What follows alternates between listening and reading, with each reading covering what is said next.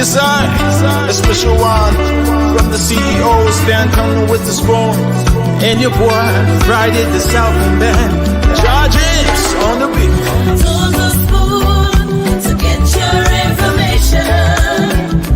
Told the spoon to be part of our discussion. Spoon. Okay, folks, Spoon TV Live, we are here between Zueju and Toasttown. We are headed to Toasttown, but the road here, as you can see, is very, very deplorable. I mean, it's beyond deplorability. Very, very bad. It's nearly impassable. As you can see, the trucks have gotten stuck from both sides of the road, so there's no way for any vehicle from Zueju headed to Nimba to pass through very easily until these trucks can be removed, until they can make their way out of this mud. But that's how bad the road situation here is between Zueju and Toasttown. I don't know how it's going to be like going further. This is just one of the worst, very worst parts of the road. Other parts of the road are not smooth, but at least they are passable. Yeah, but this part of the road is nearly impassable. Nearly impassable. So we are here to see how those guys will remove this truck from this mud, so that we can be able to make our way through. We have smaller vehicle. I do want to believe that a smaller vehicle will pass here more easily than the trucks, but the trucks have blocked both ends, both sides of the road, so to speak. All right, but this just speaks to the lack of road connectivity in Liberia. One of the odious countries in the world, not just in Africa. One of the odious independent nations in the world, still suffering from bad road network. But we hope that this administration can do more when it comes to paving roads and potarding the roads as well, because this is bad for farmers. For example, if I farming vegetables, if I should harvest my crops, how do I move them to Tapeta? How do I move them to Ganta? How do I move them to Monrovia when the road is like this? All right, and vegetables are crops.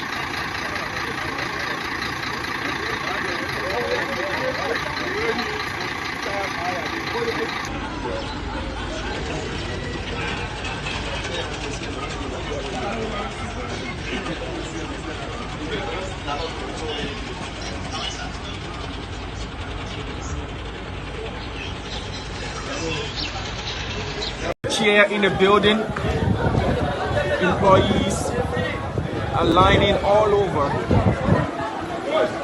and see, this is Patrick Honor. This is Patrick Honor arriving as well. This is Patrick Honor, one of the Board of Commissioners, arriving as well. So all five completed. And now you do understand to the extent for which politics plays at corporate institutions in Liberia, whether government run or not. This is the Liberia Telecommunications Authority, the LTA, and President Waika's nominee, Patrick Honor, has arrived.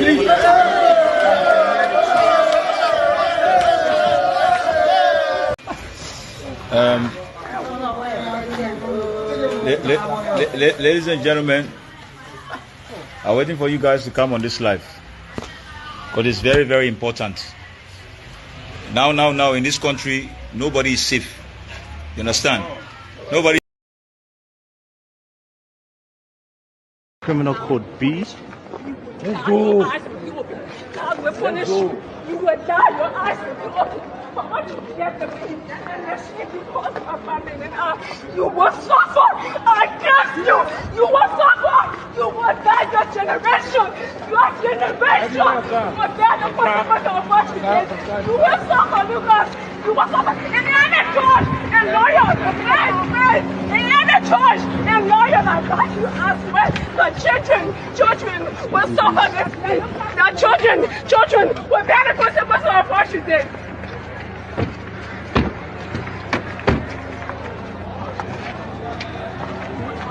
That was Jessica Lloyd saying her piece, knowing that she has just lost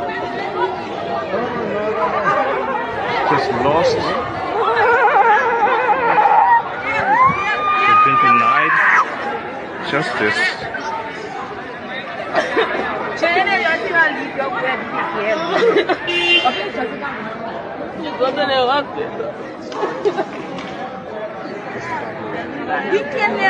Chair in the building, employees are lining all over. And see, this is Patrick Honor. This is Patrick Honor arriving as well. This is Patrick Honor, one of the Board of Commissioners, arriving as well. So all five completed. And now you do understand to the extent for which politics plays at corporate institutions in Liberia, whether government run or not.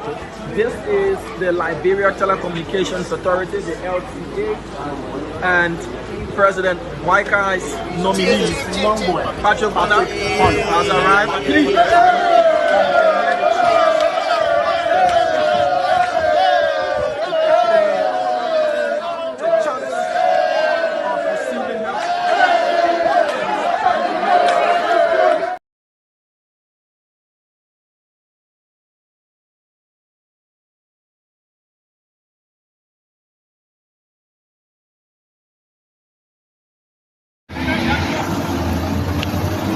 Okay, folks, Spawn TV Live. We are here between Zueju and Toast Town.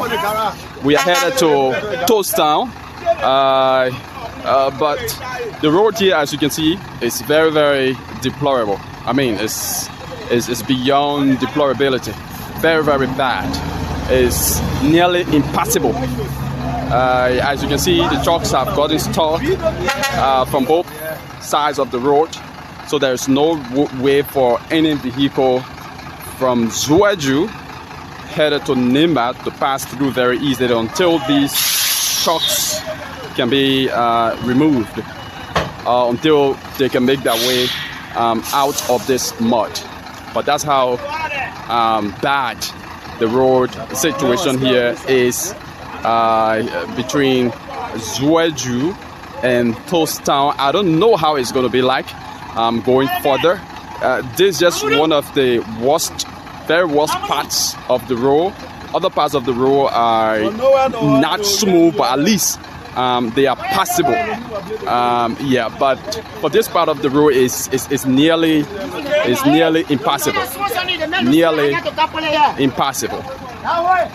So we are here to see how those guys will remove this truck from this mud, so that we can be able to make our way through. We have smaller vehicle. I do want to believe that a smaller vehicle will pass here more easily than the trucks, but the trucks have blocked both ends, both sides of the road, so to speak. All right. But this just speaks to the lack of road connectivity in Liberia. One of the oldest countries in the world, not just in Africa. One of the oldest independent nations in the world, still suffering from bad road network. But we hope that this administration can do more.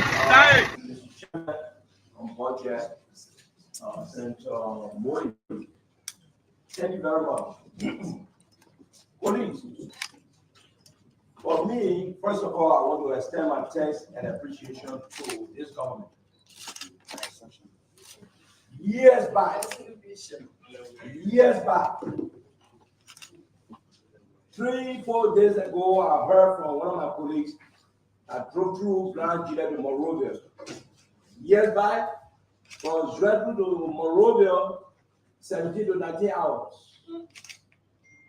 If you reach the town, forget about your car. It can be any car that Japanese made for you. Today, from Zredru to Monrovia is about 6 hours drive. It's 6 hours drive. It's 6 hours drive. It's 6 hours drive. It's 6 hours drive. From Zredru to Monrovia today is 6 hours drive.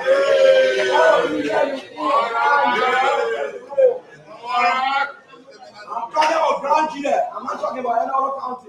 So when I finish, we talk about the county. Let's do it for me.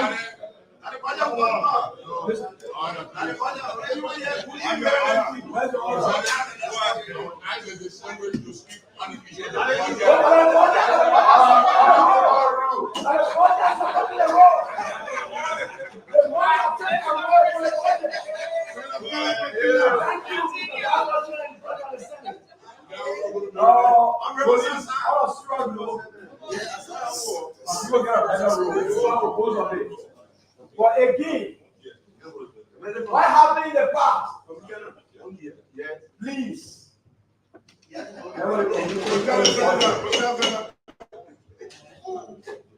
Back then, 6 years ago, the referral hospital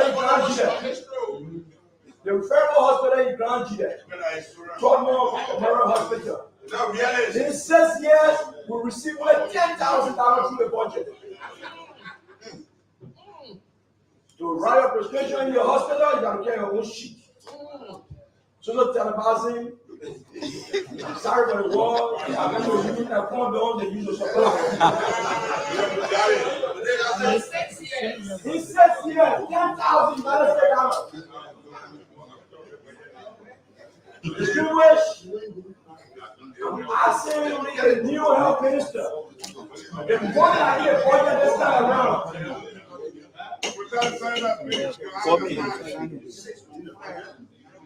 The money I get budget this time around. They're 2024 budget. And I believe the new health minister, the new education minister. Please, that the money should be used for the internal fight. All of our constituents, they are watching us and they are listening to us. Talking BB figure is not a thing, but the implementation. The Minister of Health, please, you told us here that you are not interested, you don't have a hospital, you don't have a clinic, you don't have a pharmacy. Our money, our pure money should be used for the internal practice. There shouldn't be business there before. It's an illusion. So, Mr. President of the Senate is doing police. Again, the teacher, the volunteer teachers, the 5 million are going to the volunteer teachers. Today, volunteer teacher for years, the money have been placed in the budget. I'm also asking the new Minister of Education that 5 million should be used for the internal fund. Politis.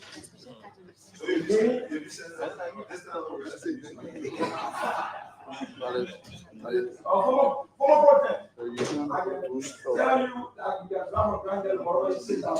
Now your message.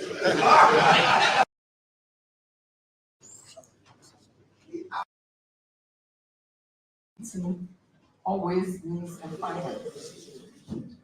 The budget presented to us has spoken well and has demonstrated to us that as we sat here in plenary and have discussions, you listen to us. When we talk about healthcare, you listen. When we talk about roads, you listen. The Liberianization, the contribution to the Liberian businesses is one key thing that I've been concerned about. And to see that it's today, in this year's budget, it tells very well of our intention. As previous speakers have said, the numbers are good. I know after year on year, they will improve. But based on the implementation of what we have at hand, those improvements will come. So I just want to admonish all of us, and me being a chair on health, I want to again congratulate you that I can go to Cape Town today. My colleagues can go to their countries. Yes. And say, under this rescue Senate, yes, you are going to have additional money that you can care for yourself. Yes, I, a special one from the CEO, stand coming with the spoon. And your boy, Friday the Southern Band, charges on the beat. To the spoon to get your information. To the spoon to be part of our discussion. Spoon, spoon, spoon television. Spoon, spoon, spoon radio station. Okay, so welcome to Spoon Television, Spoon Radio. Of course, this is the late night show, the late night Politis on Spoon. We're back, and I want to say welcome to all of you across the world. Thanks for joining us. This is where we talk about Liberia. We talk about the issues unfolding in the country, and of course, bring you critical analysis, diverse views on those different issues unfolding. And I'd like to say welcome again to another edition of the program. I'm Nelson Colette, and yes, let me bring on the rest of the folks. I see Francis is already here. Thanks to all of you who have joined us. Kindly share the program as you come on. It's going to be a fascinating show tonight. A lot to talk about. So many things happening in the country. We're going to talk about those issues right here tonight. Let me go across, bring Francis in. Francis has been sitting patiently in the background. Francis, welcome, man. Thanks for joining us tonight. It's good to have you on. Nelson, good morning. Good morning to our folks. It's good to be here. So good afternoon, wherever you are. Good evening. Let's talk Liberia. Yeah, indeed. Let's talk Liberia. A lot to talk about here tonight. So many things happening in the country. Sometimes you wake up and you're confused. Just taking a look at the number of things happening in just a single day. This, that. And especially on the show like this, you're flipping the pages and trying to see which one to fit in for the discussion, especially considering all the things happening all at once. But it's a good thing that everything's critical. Yeah, but you sure. just can't talk about all. Certainly. So again, we're here tonight, and it's a good thing that you've joined us. Francis, you want us to welcome some of our folks in the comment section? Absolutely. This is like the best part of the show, the most important part of the show. So I'll jump right into it.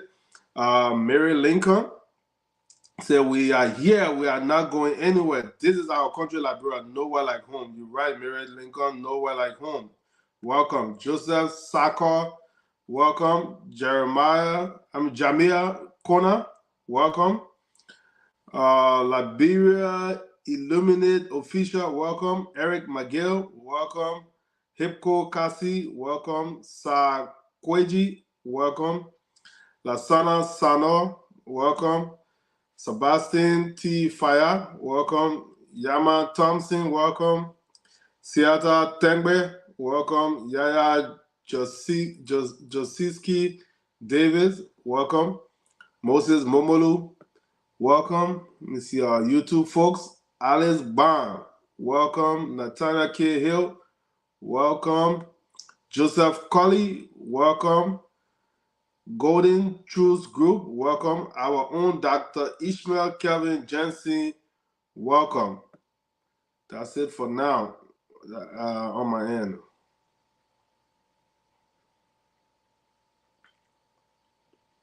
Okay, so I have a few here that I see you just joined us. I see Wolieta B. Morris is here from Texas joining us. Thanks for joining us tonight. I see Book Mason. Book Mason is calling from Italy. Uh, uh, Honorable Kennedy Moba Bala is following. He says, Francis. I think that's a call for you, Francis. Adaman Boaka Sharif is following as well. Thanks for joining us, Adaman. We appreciate you. Rini Sando is following from Minnesota. And I see yes, and I see Stanley Morba says he's following as well. And I see lots of folks here joining us tonight. And we ask the folks to kindly share the program as you join in. So we have a great show. We're not going to be here long tonight, but we want to make sure we do justice to the talking points. All the people that were kind of late, they will not hold us down tonight. You know, when they late come out and and sometimes that daddy duty is calling Francis, and they want the whole Francis I back. think something After waiting, sometimes 1 hour into the show before the guys will show up. Then when they come, they won't hold up for the rest of hostage for a lot. you know. It will not happen. But something, as soon as I talk about latecomers coming and the latecomers will not hold us, guess who I saw in the background? Bam! I mean go in the background.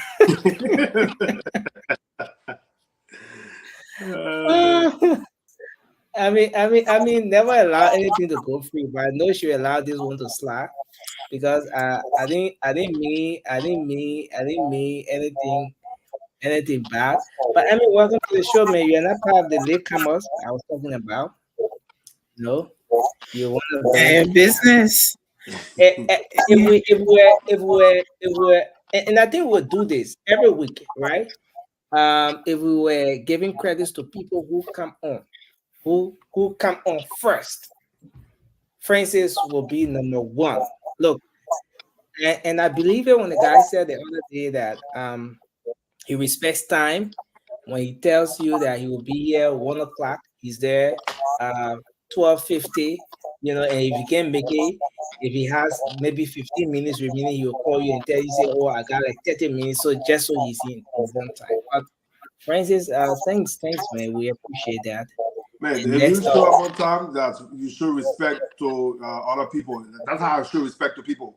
I show up on time for what you invited me to. If I can't make it, I'll tell you. If I'm running late, I'll let you know in advance. But I just can't be the one I proudly walk into a party like I've arrived.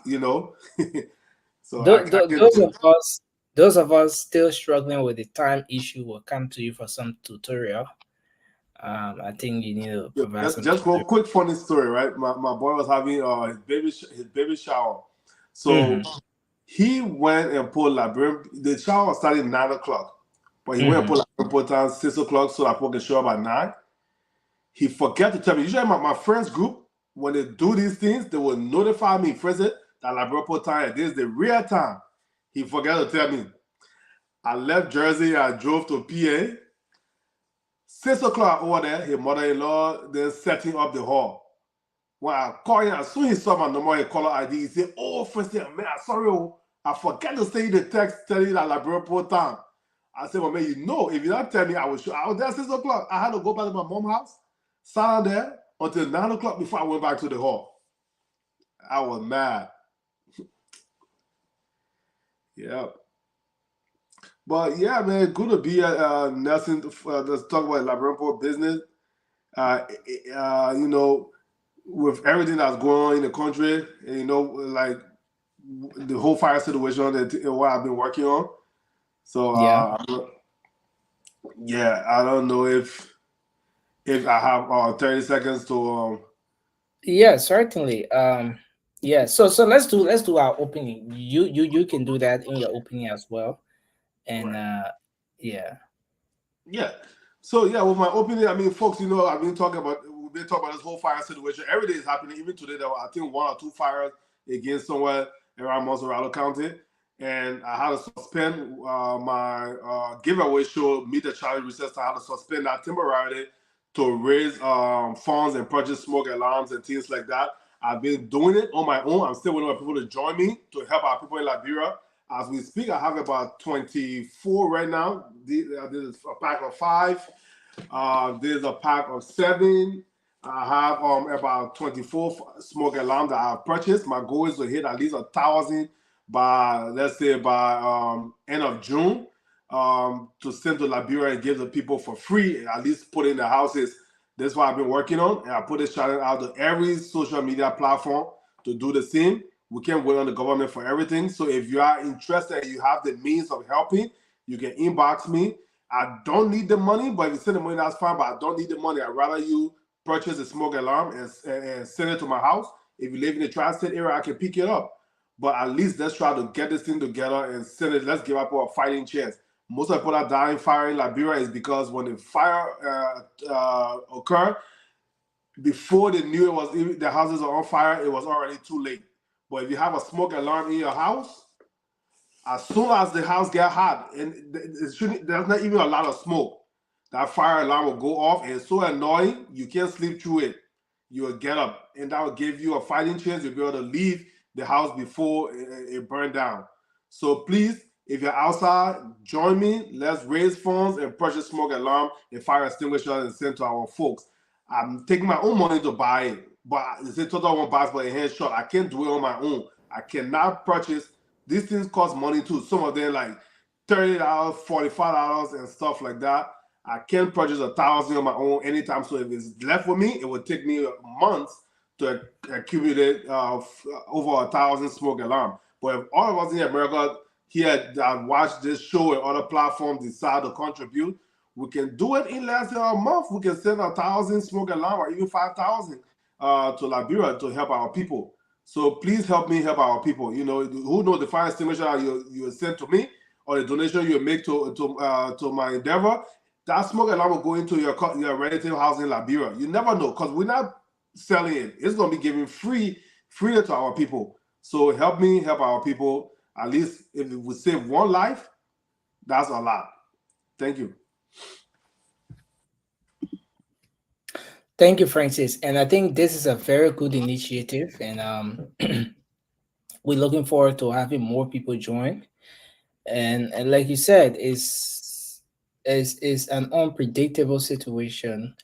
You don't know who the next victim is going to be. The budget was passed today. Fire service got 3 million in the budget, and just the other night when we hosted the fire service boss, he was saying that the 3 million, it can only attend to salaries and a few other things, but it can't even maintain the trucks. At least to talk about buying new trucks, and then you talk about the massive awareness they want to carry on, and the whole lot they want to do. So these initiatives are very important, and they will help. It's going to go a long way. You never know who's going to benefit from this. The homes, probably it could be your relatives, friends, someone so dear to you, your future husband, your future wife, or whatever. It could just be that person you'll be saving. So yeah, so we look forward to a lot of people joining. I see so many people already trying to reach out. Just kindly reach out to Francis. That's a great one. And I mean, you want to do your opening quickly? What's on your mind? Anything you want to talk about? Yeah, thank you, Nelson. Um, yeah, same fire situation. That's what on my mind, and I told you was gonna say something about it on the video. I tell you that would be like awareness, playing that video for people to see. A lot of people have not seen that video yet, and it's alarming, and people needs to know about it. That's what's been on my mind. Mm. So whenever you're ready, you No, can it's do. it's, it's true. you shared this video. I think I'm gonna try to find it.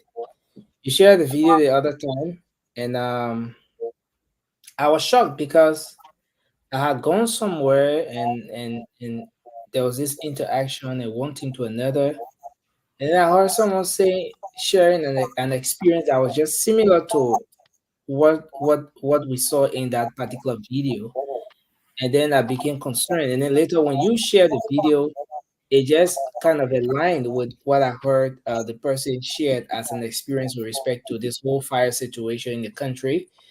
And so it calls for a lot of attention, and we are hoping that from all fronts there will be the necessary attention given to this whole issue of fire in the country. It has gone beyond just an incident.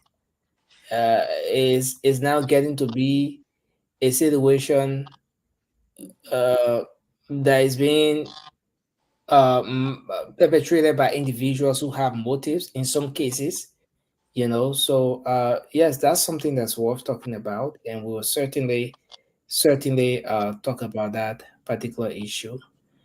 But I just want us to kickstart the show here with something that happened today.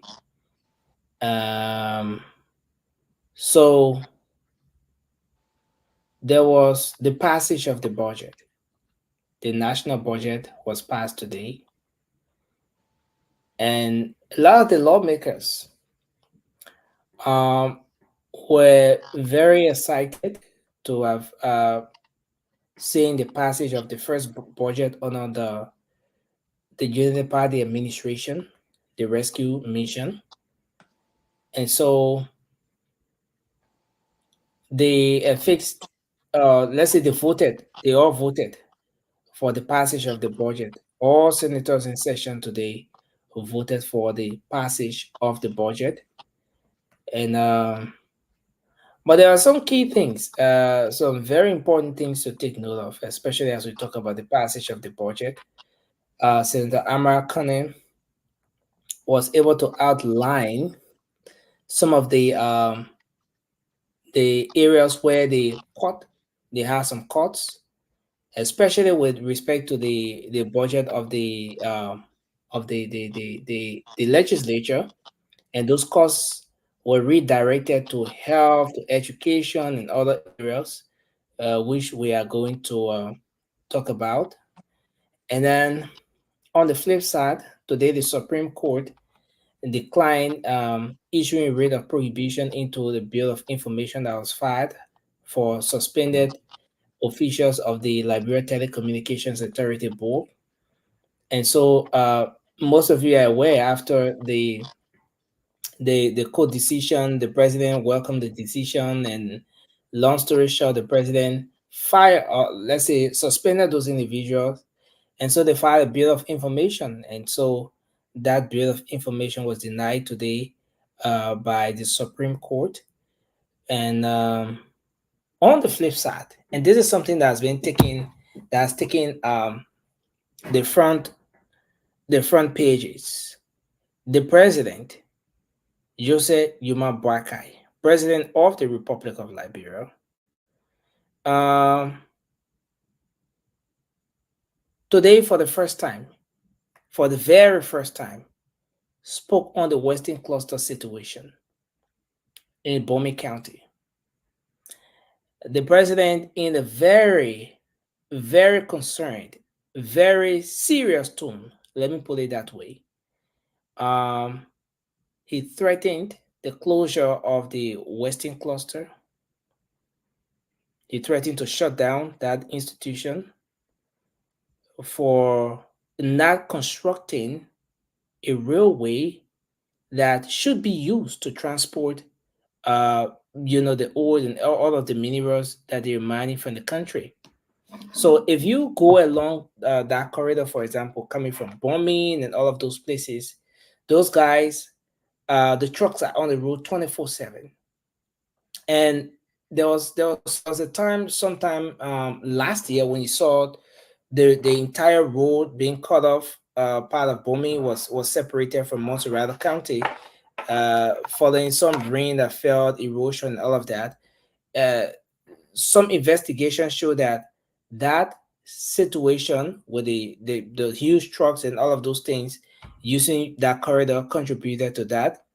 And so the president was very concerned about that. So he threatened to close down, to shut down Western cluster mining for failing to benefit, for failing to live up to her corporate social responsibility, to come up with those different benefits that the citizens should get, talking about road construction. The community itself should benefit in terms of school and other facilities of drinking water, because those activities will pollute the water and all of that. So once the president noticed that those things are not happening, then he threatened the closure of Western cluster. What exactly is going to happen hereafter? Uh, what do we expect to see following this disclosure by the president?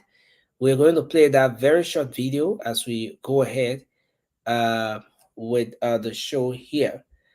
And then another quick update I wanted to provide is that uh, last evening we spoke of the nomination for the position of the NSA and all of that, Major General Princey Johnson.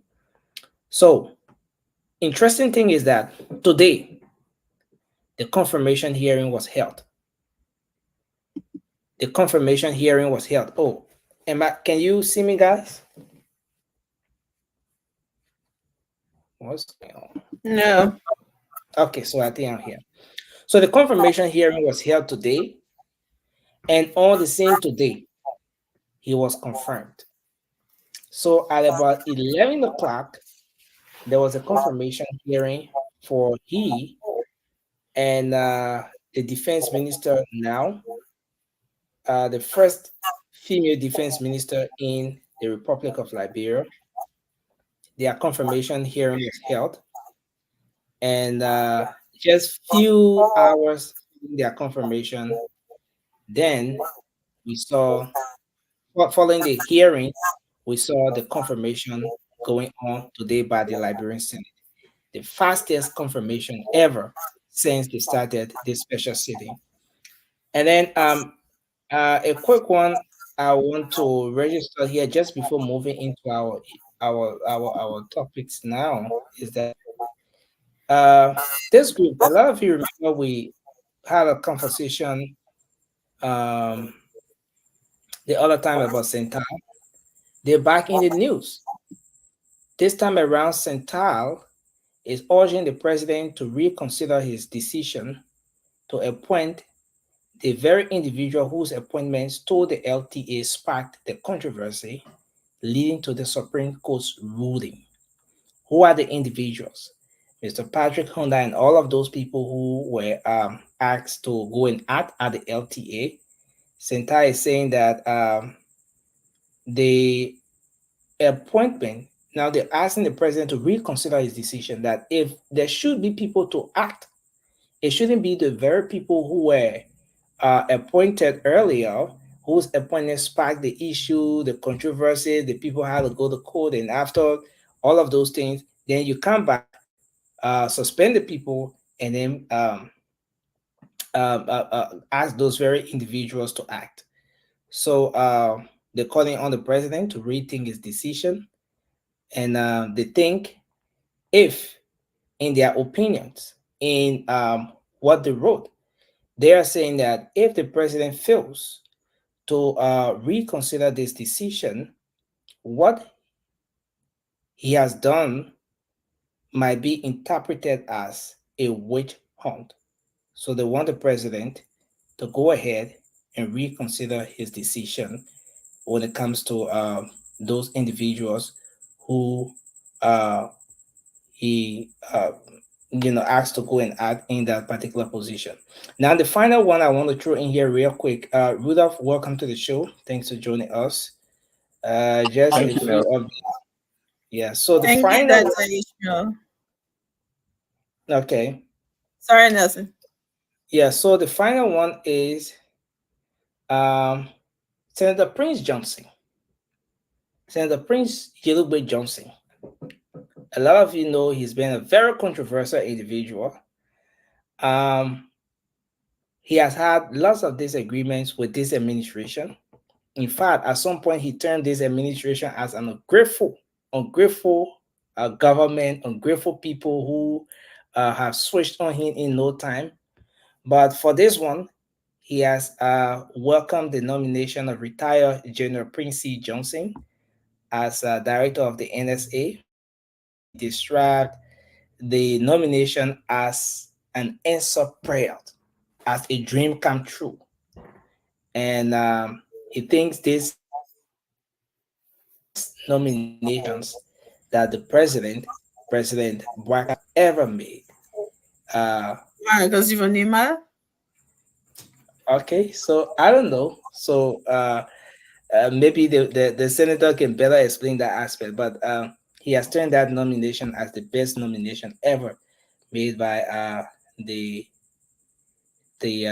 president. So these are just a few of the many issues happening in the country. And so now I want us to kickstart the show. Rudolph, you weren't here. We already passed that. What's on your mind? We don't go in there again. And so let's No let's problem, start. Chief. No problem. Let's start with this call.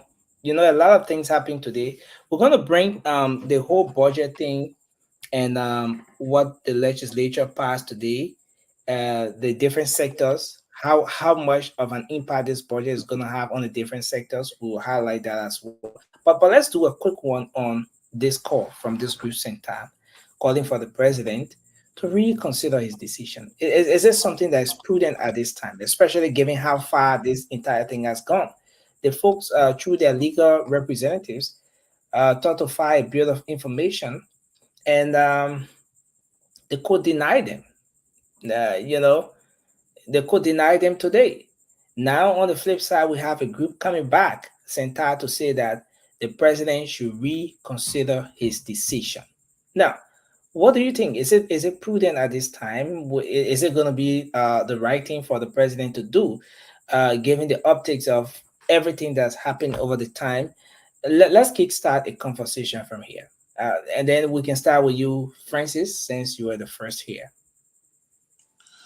Yeah, I totally agree with Centar statement.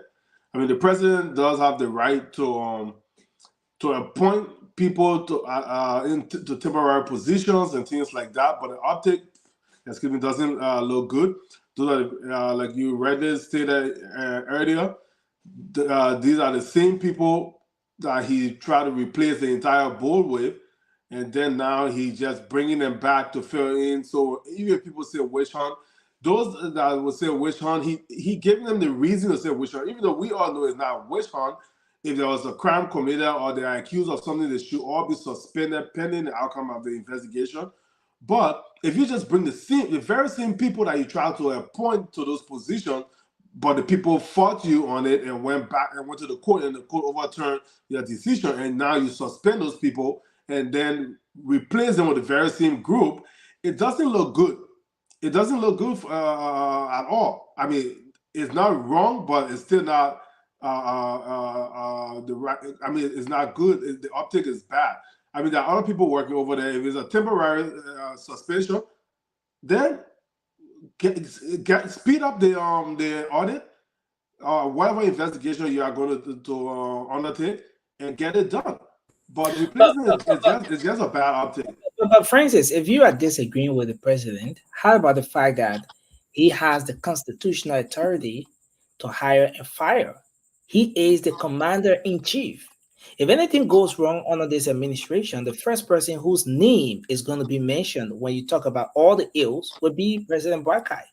Don't you think it's prudent enough for him to put things into perspective? I agree with what you said, and I also mentioned that earlier when I spoke about it, he has the right to appoint people and stuff like that. But if you drop the ball, there's already a problem.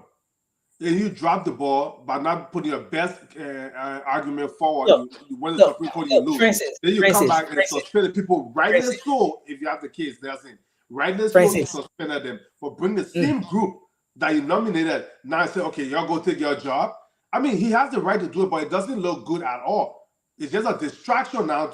These are all distractions that the Liberian people. Our people can't afford distractions. We need the government to work. So, Francis, let's do this. To have a good optics or to get a team to look good and to exercise a constitutional authority to get the people who you think you let's say will be able to deliver as per what your agenda is for the country. Which of the two you think is more important now? To get everybody healing the president. Oh yeah, the president good. He removed the people, and to have exercise his constitutional authority and get people there who will dance to his tune and deliver as per his agenda for the country. What do you think is Nelson, if it is that deep, then let him speed up this. Let him folks speed up the investigation and come up with findings. Then he can remove those people legally if they are found guilty and replace them. But you can't. So is there indefinite suspension? So are these people not going to be officially seated? He's just going to suspend them indefinitely and keep Patrick Honda in there for his entire six-year term. Is that what he plans on doing? If that's not the case, then take a month. Will not kill anything at LTA. A month of investigation, or even 3 weeks, investigate if they are found guilty, kick them out, and your team is already sitting on the sideline waiting to come in, bring them in. But don't do it as though he's suspended indefinitely for Patrick Honda to come and take jobs. Thank you. Let's go there and bring Emmy in. Emmy, go ahead. Let's hear you on this one. Yeah, Nelson, I don't see anything wrong with the president calling the same people that were hired in that position to replace the people that he suspended. I mean, regardless of what this man does, it's always going to be somebody will come by and call it witch hunt anyways. Who cares? Like you said, if it's doing the right thing and some praise singing, I would choose doing the right thing. And if I trust these people, I trust them. They can do the job. I understand what Francis is saying that the optic doesn't look good, but a lot of optics in our society, Liberia, how polarized it has turned. Whatever you do, I'm sorry, it's not going to be good for them. And they're saying top people that seem political to me. I don't trust them. I don't think they I just rather want to know what does it mean to hire someone. And then say, oh no, this wasn't about the when it went to court the first time, it wasn't about the individual, right? That was taking the position. It was about me being here because I have a tenure. It wasn't about, oh no, something is wrong with Patrick Hunter or something is wrong with this person. So you cannot say the same people that you brought. Why you brought the same people back? What does it matter?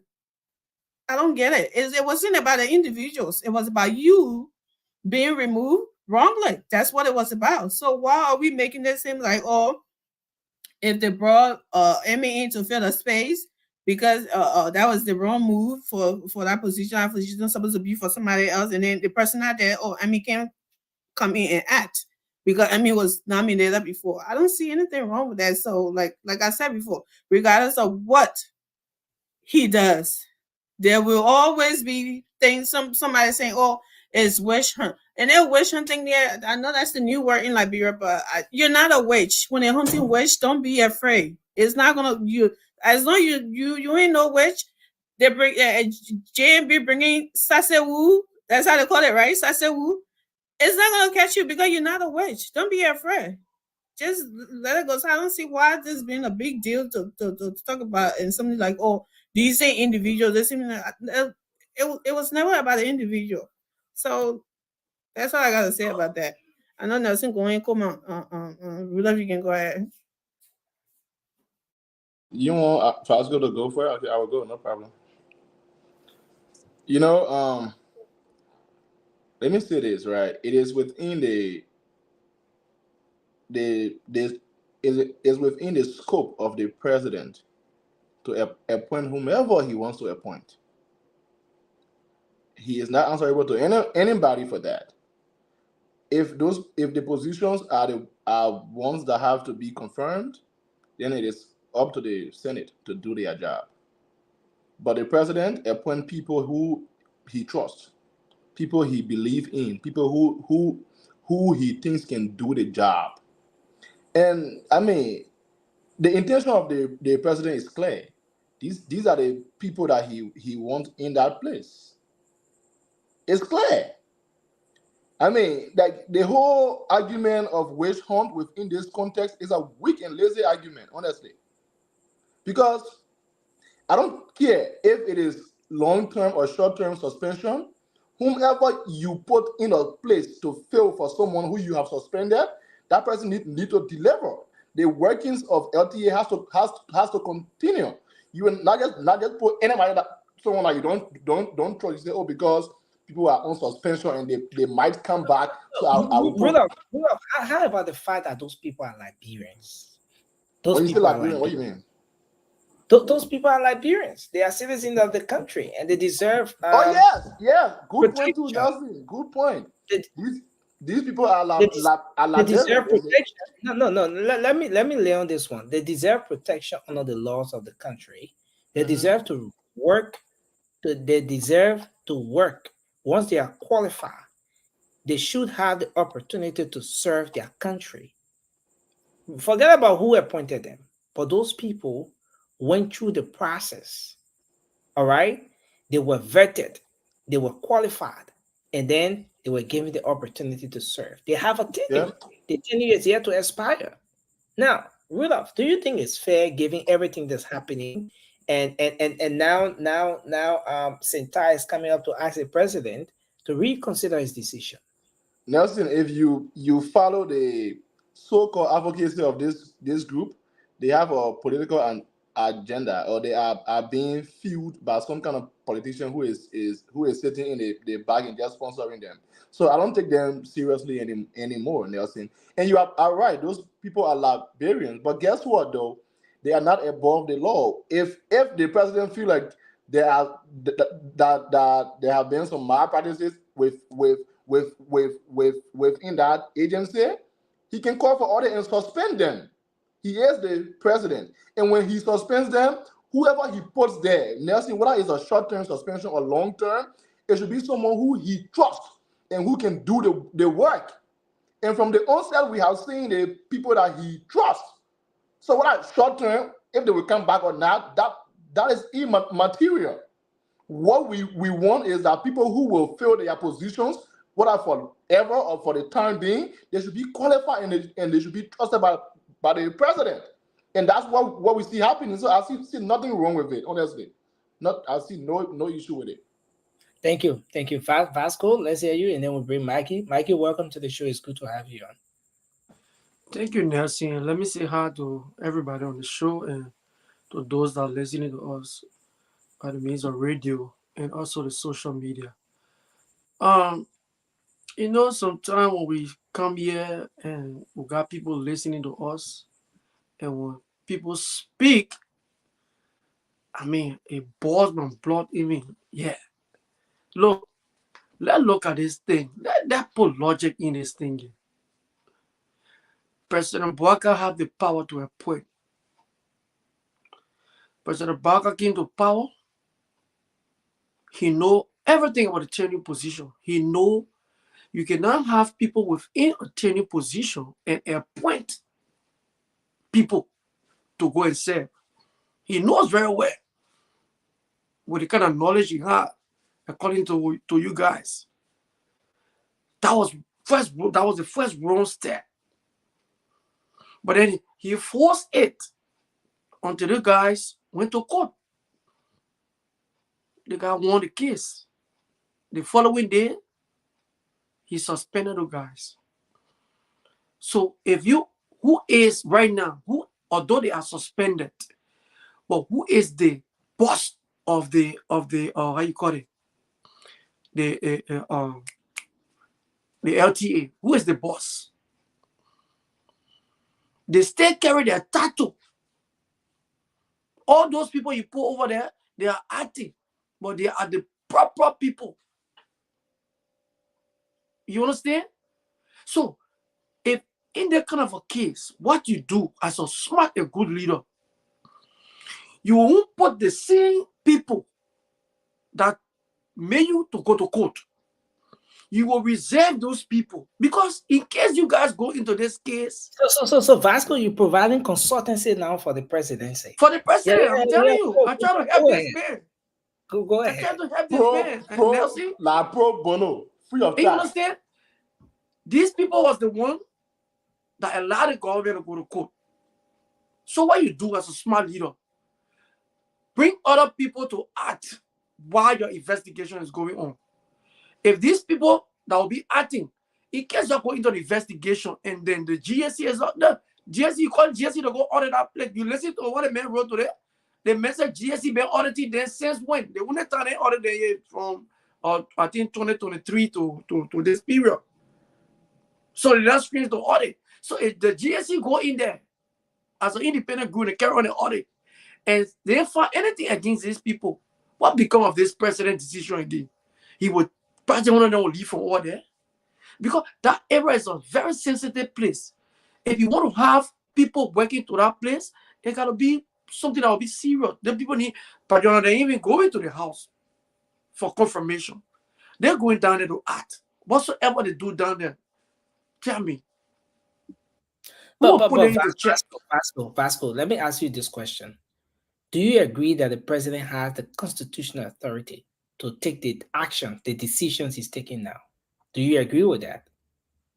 I agree that the president have the authority. Okay, so there's a vast and consultancy you're providing for President Baka now. Someone may just be asking, why didn't you provide it in the case of President George Weah, who you supported? You used to hold his saying the time they were building the place on the highway. You said you hold saying for the.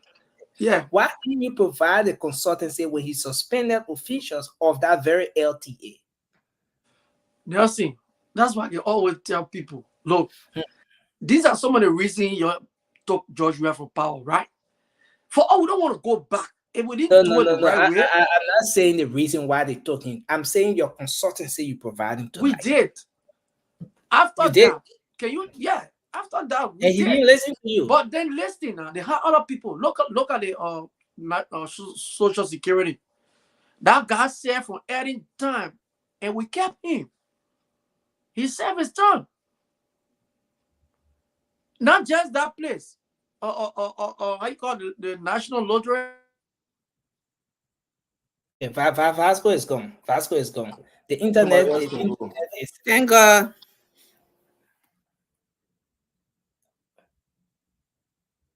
Vasco, you came back, but your audio is not coming. Okay, Vasco, thank you. I think you made your point, Vasco. Let's hear from. We can hear you, Vasco. Just log out and try to log in. I think that's what you need to do. But I want us to just complete the rounds on this quick because we have a whole lot to talk about. Bila,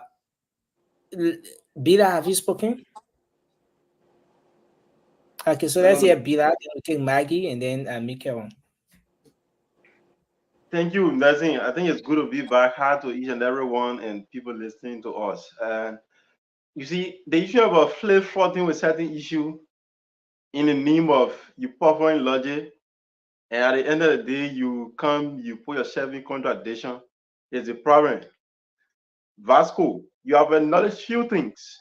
And one thing I want us to establish here is the intent of the president. Like I told you previously, the president has already established to us that he don't have trust in the guys that are serving there. That's just a glaring fact. So, Center issue a statement. For me, I've not had the opportunity to read that statement. And basically, I don't know what is in that statement, but I want to believe that it's not timeless, it's belated. Because when you talk about legality, the president has all of the rights. No. Let's get something straight, right? Right. If you say that the statement from Sentai is not timely, then there's a question there because the folks have observed everything that happened over the time. The other thing is the president should reconsider his decision. if he's sending people to the LTA to act, it should not be the same people who were previously appointed, whose appointment brought about the controversies that resulted to where we are. Do you agree with that point or not? I do not agree. What is their legal standing? The very Supreme Court. What is your legal standing to not agree? If you say you don't agree, what is your legal standing to disagree? Right, coming to that. The very Supreme Court, you and myself subjected ourselves to. We say, yeah, that is the overhaul court. They said, Mr. President, the procedure you used was not the correct way. Go back and correct the procedure. They go back the rightful procedure. The president said, okay, I acknowledge your correction as a higher court. And he came back, he suspended the guys. Can I conclude? That is one of the basic procedure in getting people out from various positions. Now, it is very legal that the president has the legal right to suspend anybody is not certified, or somebody has a dark cloud over certain ministry they are occupying, right? So the reason I said Senta's statement is not timely, Senta will talk about legality and procedure.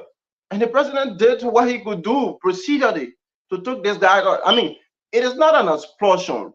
It is something like go through an investigation, and if you are free, fine, you can occupy your space. But I want to tell you this from a rational, very honest standpoint. For me, I've always said it. The president don't have that belief that those guys can deliver his arrest agenda. So it is just very prudent that they stay out of this thing, because no matter what you do, history has set and speaks volume to what has happened over the past. Though we do not want to battle into it, but it is a glaring fact that you cannot fight the presidency. That is just the rational logic behind the whole thing. Get out that position. I mean, forget about whatsoever, because we were informed today, I don't know how true is that they filed a bit of information that was not granted. I don't know. Yeah. I mean, so why are you going with this issue now? That suspension can go for 5-6 years. Who knows? So I mean, let people understand these things. These are governance. If the president is not certifying you, I mean, forget it and keep on going to the private sector and do other things for Liberian. Thank you very much. Can I conclude? Maggie, you want to come in? Yeah. Vasco, why you keep disturbing? You done with your stuff, even the internet. I wanted to conclude now. I wasn't done, man. Somebody No, you were finished. You start interrupting other people. Vasco, you spoke for more than 2 Yeah, minutes. why you interrupting other people? Guys, let's do add this. our 1 or 2 cents to the conversation. It happened to my brother last time when you were talking somebody came to now do. When he went he came back and doesn't get in the floor to conclude. Okay. You want to there you go ahead if you want to give him. You want to use that as a tool to conclude? But honestly, Vasco didn't conclude. Let's have Maggie and Mikael to weigh in their thoughts. We give you 20 seconds. All right. Maggie, please go ahead. Hi guys. First of all, I don't know why whoever seen in the organization or institution talking about the president supposed to hire or put another people there because the Patriotism was nominated. Yeah, previously nominated. Is the president. The president have the people that trust. He determined who to put in a position and not to put in a position. First up, the commissioner that was suspended, they went to the Supreme Court and the petition was rejected just I think today. So they keep going in cycle. Nothing gonna change. I don't know why they feel that their position they're entitled to it. When they were campaigning against, you felt that I mean, this man that was coming was needing the right person. You left your job and campaign against him, and now you want to come back, and he doesn't have trust in you. I mean, his agenda, you're not in line with his agenda. So why are you trying to fight the president? Okay.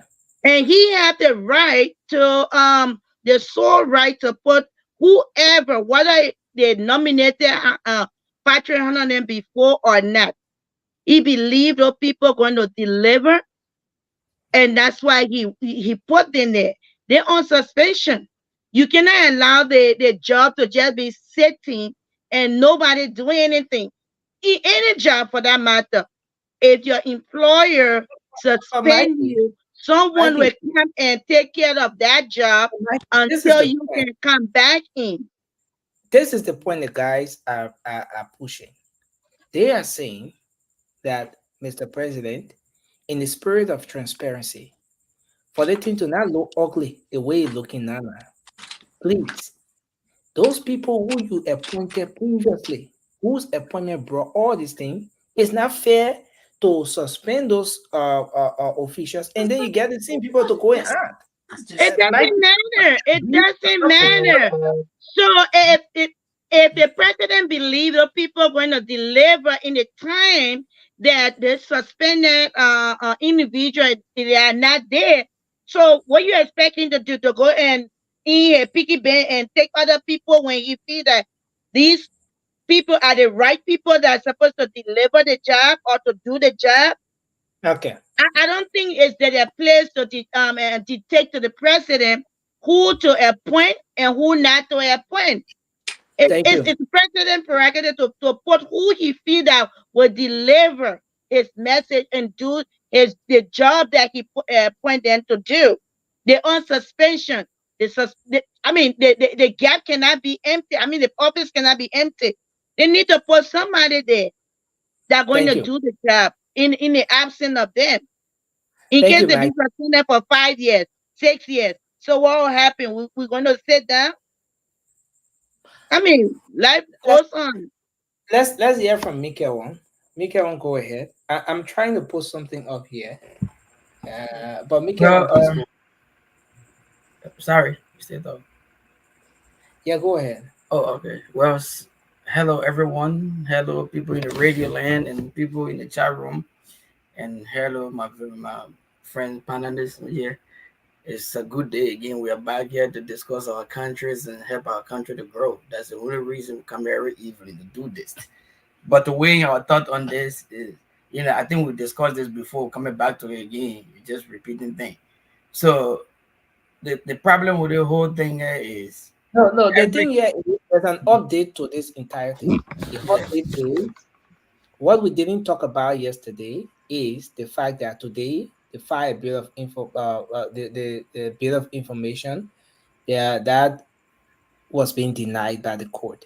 And then while that is happening, on the flip side, an advocacy group, an anti-corruption watch organization, Centar, is urging the president to reconsider his decision to get those people, and we just stated that, to get remove those people whose nomination brought the controversies we have it right now. Do you agree with that position or not?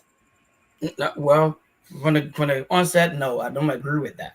The problem is every government around the world or every president, when it comes to power, didn't know who push the agenda.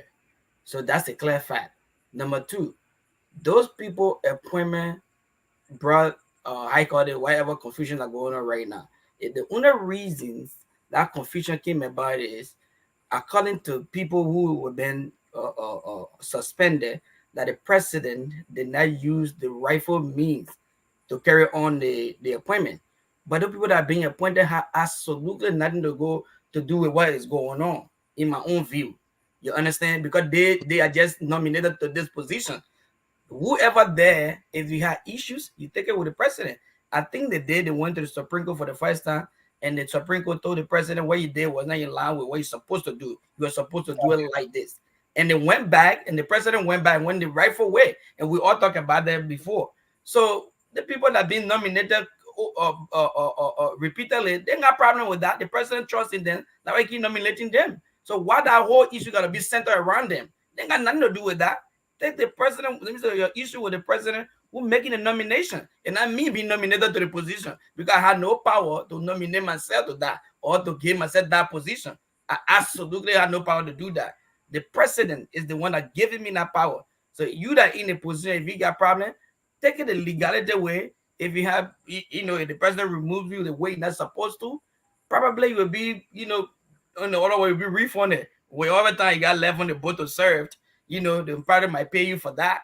Or if not, might walk out free because those people who been appointed, they people had no reason to take issue with them because they got power to go there in the first place. Thank you, Mikael. Now I wanted to make a quick transition. Vasco. Okay, Vasco, we're going to start with you on this next talking point. We'll start with you on this next talking point. Now, 20 seconds. Today, yeah, we're going to put your 20 seconds all in one. The next talking point. We're starting with you. We're starting with you, Vasco, on the next talking point. But you always get the longest time, anyways. We are at a point where this administration is about to account for one of the major promises made during the campaign, the 100 days deliverable.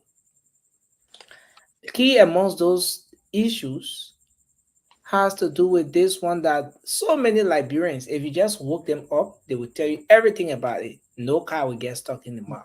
Vote connectivity. That's one of the major things that Liberians are very much concerned about, even up until now. We played a video previously. Just this, I'm not ready for this yet. Let me pull it down a bit. But we played this video previously. This was just a few weeks ago. When this video was recorded along the Grangida, let's say Grangida Nima Road. I just want to. Okay, folks, Spoon TV Live. We are here between Zoueju and Toastown. We are headed to Toastown, but the road here, as you can see, is very, very deplorable. I mean, it's beyond deplorability. Very, very bad. It's nearly impassable. As you can see, the trucks have gotten stuck from both sides of the road, so there's no way. It's beyond deplorability. I like the word Macaulay used. The man no both.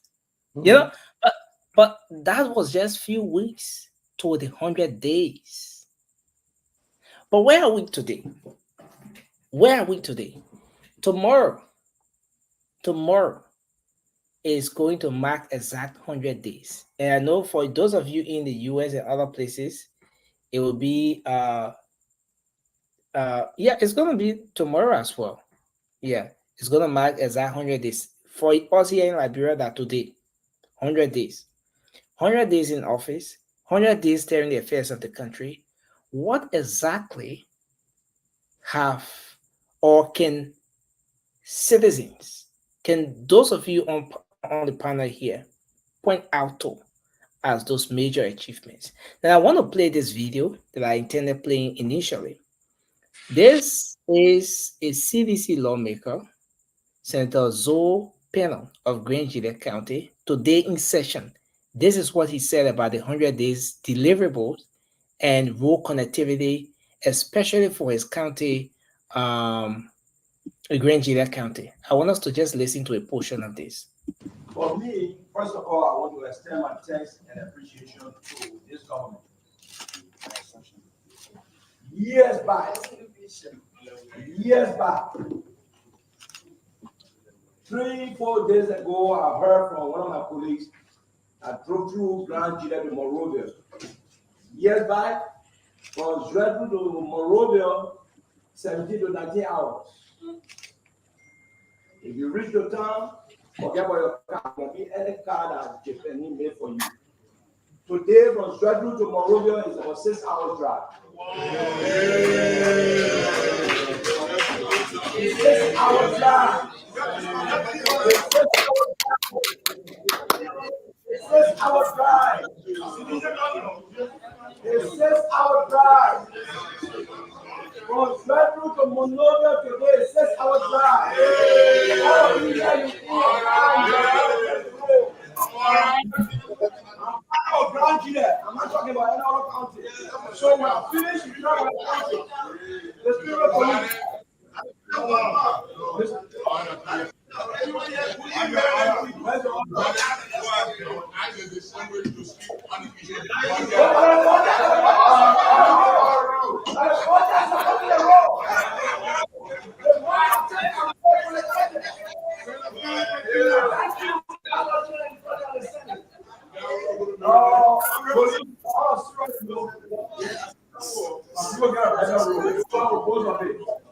But again, what happened in the past? Please.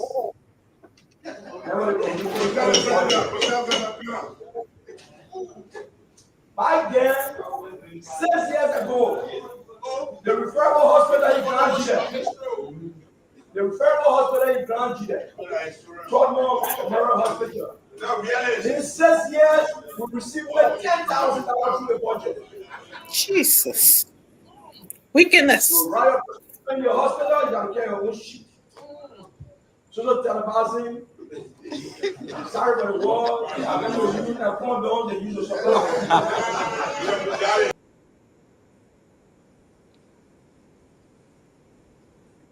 So this is where we are.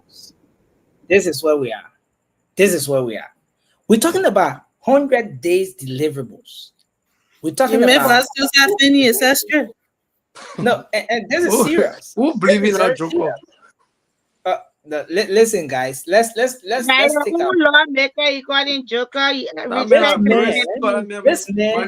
No, guys. You will have your time. Every single person will have their time. I'm really confused. We are going to start with Francis. This man. You say you're going to start with Vasco. Don't start with Francis. Okay, so yeah, let's do this, right? No, Vasco, you got to talk to one here. We're waiting for you. Let's do this. Let's do this, guys. We are talking about 100 days, just on the eve of the 100 days deliverable. Someone who was an ardent, or who is, not even was, who is an ardent supporter of the CDC, voted as a CDC lawmaker, sweat and blood CDC. On the eve of the 100 days delivery, takes the stage on the floor of the Liberian Senate. And he says he applauded the government for road connectivity. He said before it used to be 72 hours to get to his county, but today it's 6 hours. He said he drove. He didn't say somebody drove. He said he drove. Vasco, you have to, focus. Vasco, you have to give attention to the He drove. He drove. He himself from Grand County to Monrovia for 6 hours. Vasco. The fact that 100 days deliverable discussion will start tomorrow, or it has started today. What can you say about this administration? Yeah, you, Vasco, especially considering that one of your own, is on record now applauding, appreciating, commending, praising the rescue mission for 100 days deliverables, especially when it comes to road connectivity. Let's hear your take on this one, Vasco. Let me deny him. You unmute me, eh? Yeah, I'm unmuted you already. Okay. You know where I'm sitting right now? I know the people of Nigeria they will pay Zopen. They will pay him for this statement. How will you come to tell us that from Zweju to Monrovia it needs to be 17 hours? And now, from Zweju to Monrovia are 6 hours. 6 hours, he said. 6 hours. That is a big black lie. Okay, wait, Vasco. When were you there? Big black lie. I mean, please don't interrupt.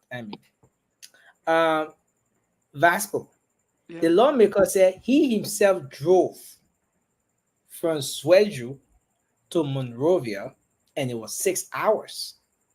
And he's appreciating the Black administration. Vasco, is it fair to say that the government in just 3 months, the 100 days deliverable, they've been able to deliver when it comes to road connectivity? Thank you, Nancy. Especially with one of your own saying it. Nancy, everything Zopeno is saying over there today, Zopeno is saying, let me tell you, Zopeno already fought out with the CDC even before election. I knew it. Zopeno fought out with us. Saw Zopeno on the trip and then President Baga making Zopeno not on our trip with the president. Look, let me tell you, I don't know whether some of you can rather go back to check.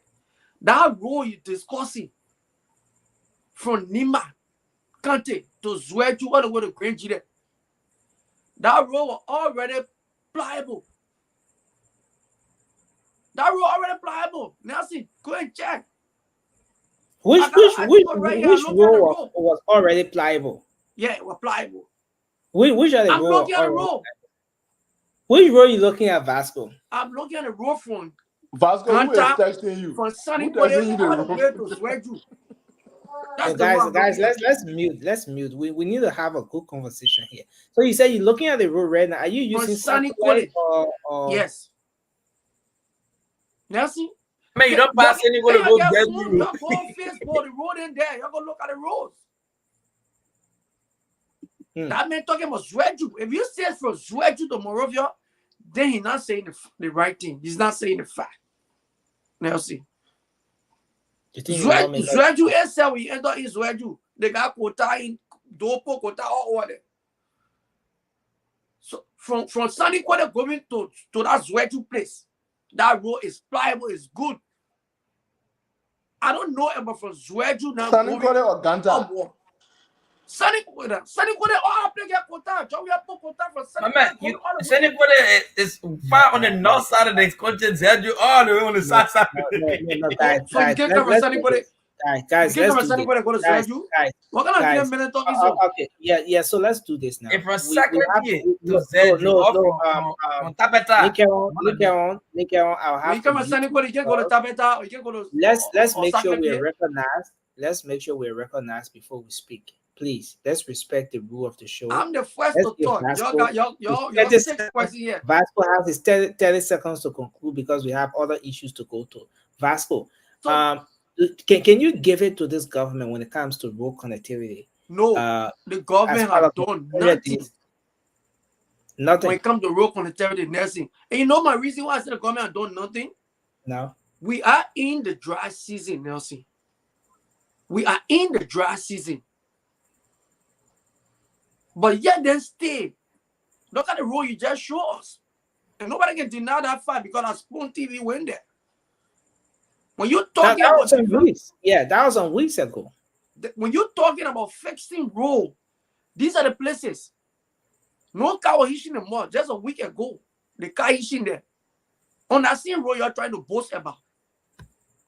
That is where the car hitching. So what should I grade this government?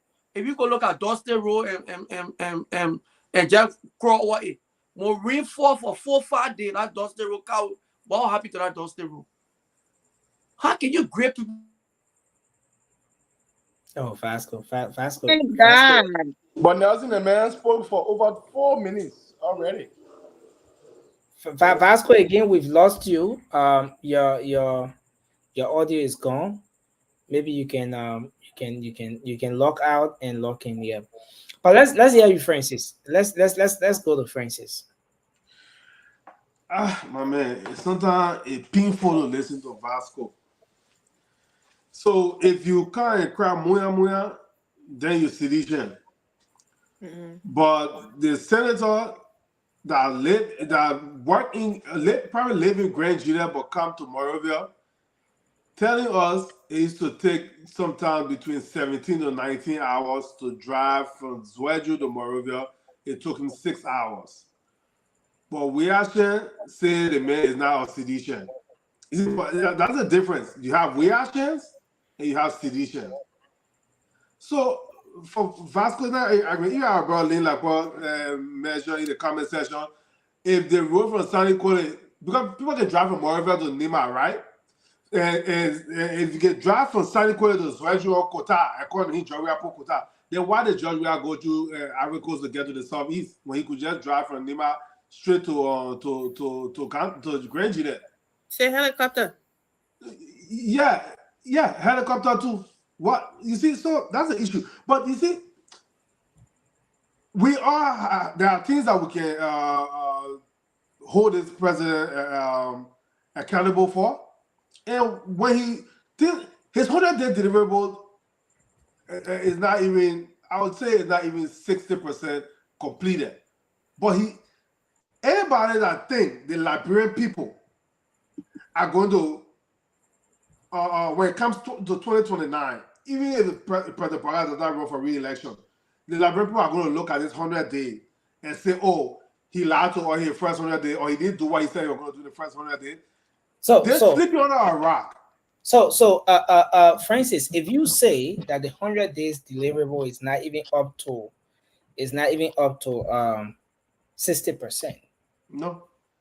Are you saying that this administration has failed to deliver on her promises with respect to the 100 days deliverables? No, because the reason I'm saying no is because only, I don't want to use the word crazy people or fools would think that, okay, in a president's first 100 day, all the issues with Liberia or things that he listed could be completed. First of all, when he after inauguration, what were they operating on? Was it $40 million that the Senate approved? Yeah, $46 million. $46 million for the country operate until this current budget is passed. So why would the president take money for the fix all those roads and electricity and water and security? Is it rock? He'll go to Zwedju and break the rock in the mountain, collect from a B mountain and can give to the contractor to fix road. It's not possible.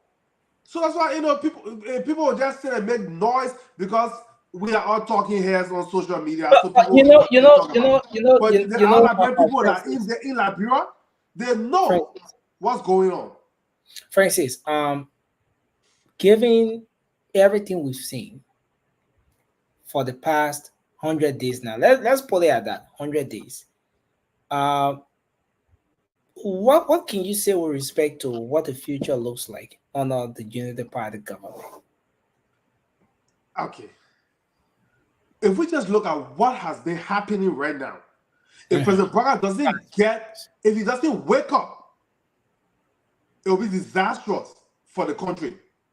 Because we replaced George Weah because we thought we know that George Weah was not good for the country. He was not doing the right thing. But President Braga came to power and he got money captain that been there for how many years over NEC, and he still got money captain that he really after 10 new position people. I don't care who you remove, but while you're sitting down there, money captain NEC is crucial to national security in our country. But he got money captain staying down there. He got people, Grace be there, all the people there. Too many balls have been dropped in this first 100 days. He needs to clean house. By this time, he should have fired Grace P and a bunch of advisors. Should have been fired by now to show that he's really putting his foot down. But if he keeps sitting down there and just waiting to be moved by the wind and stuff, we're in for a long, long 6 years. But I'm confident that, for me, as an individual citizen, I'm confident that after this first year, things will turn around for our people. It's not just because President Braga is the best, but because we know that our people deserve better. So if MIT in the first 100 days is going to determine the Unity Party re-election in 2029, ask every country around the world, the last quarter of a term make or break a campaign or election for the next term. Because if the people lives start to get better in the last quarter, you think they'll remember the first 100 days? So let me be Thank staying you. out there and talking that Tabata there. Thank you. Thank you. Let's bring Emmy in. Emmy, go ahead.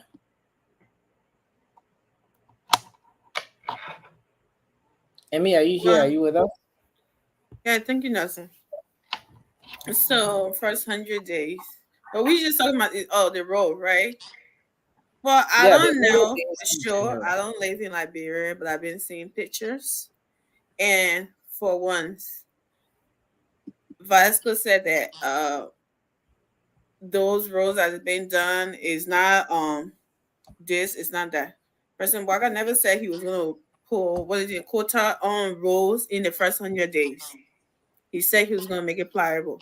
Stop telling people that he was gonna make it look like a Paris. That's not what he said.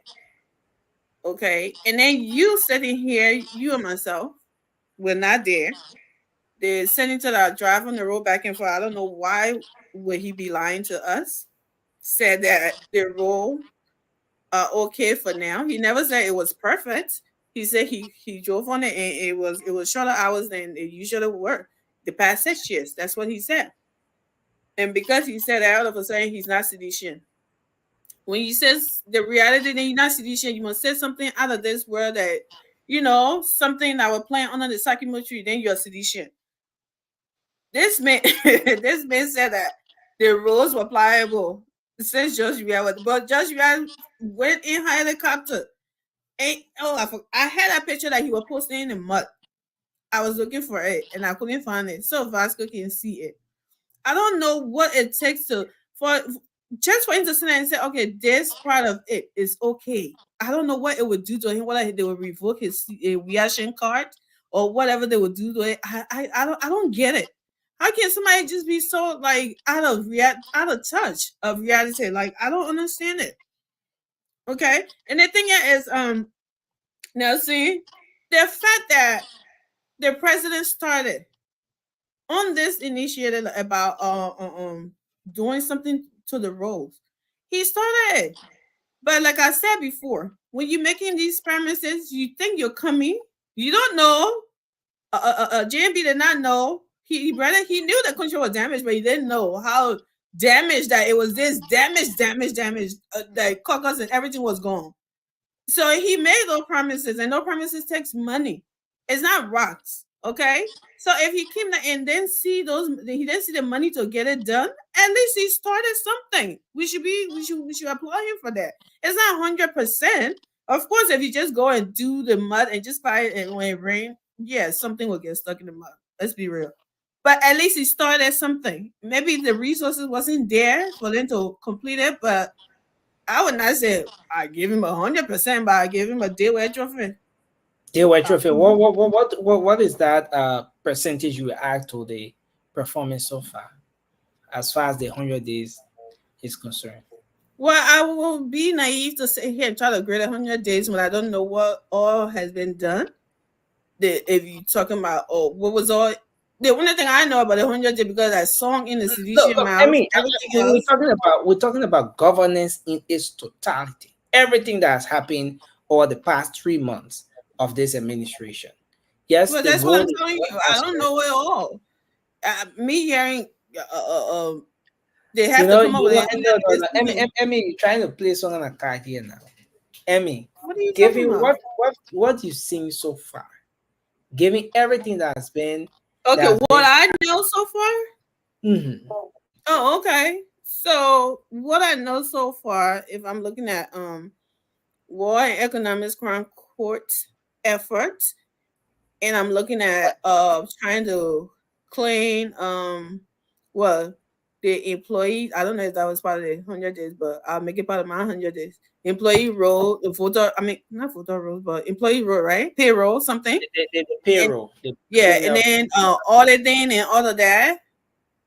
There was some missteps somewhere, and I still want the president to do better. All the people that in his offices that people crying on in his. I don't want to say the puppet name, but I'll just try crispy. Something needs to be done about them. But for now, with everything that I know, I think I would give them like I mean, why are you taking long to Because I'm bring trying this to get my thought together. Nothing, stop playing politics with it. I'm trying to be, Emmy, you're trying to rescue us Amy this is whole. trying to face things. Yeah, she's trying to face things. No, I'll be. Simply give the people a number. I What give them 80. I give them 80. 80? That's right. You gave them 80. 80. Yeah, No, the let me 20% tell you. have been messing up. They've You been gave messing them, up too give them much. 80. The 20% has 80%. been all these I didn't poor. grade. I didn't grade them. Yeah, you already agree. We know you're getting 2%. Okay, you know you agree. Vasco is important. Vasco getting 2%. We Vasco already have know. to agree. Yeah. Okay, But 80. yeah, Thank you. Nelson, the 20% has been all the messed up and everything. And I don't like the budget with the fire service budgets, the drugs. Yeah, that's another They all discussion. wanna- Coming yeah. closely. So that's what I'm looking at. And those, I put all of those together. That's the 20% I took from them. So I give them 80 because I know like things like that, things are gonna get worse. God forbid, I hope not, until it gets better. When the transition period from a bad system to making it good, it's not an easy Thank you. thing, Nelson. A Thank lot you. of people will not be happy. So it's gonna get a little bit messy before it gets prettier. Thank I'm you. optimistic. So that's my Thank you, verdict Emmy. for now. Let's take Rudolph, then we take Maggie. Hello, guys. You know, Yeah. Nelson, I was smiling when I was listening to the senator speak. You know, Nelson, I don't know, but I feel like this 55th legislature, I mean, is going to be a bit better off than what we have been used to. Nelson, can you show my face bar, please? Can you guys hear me?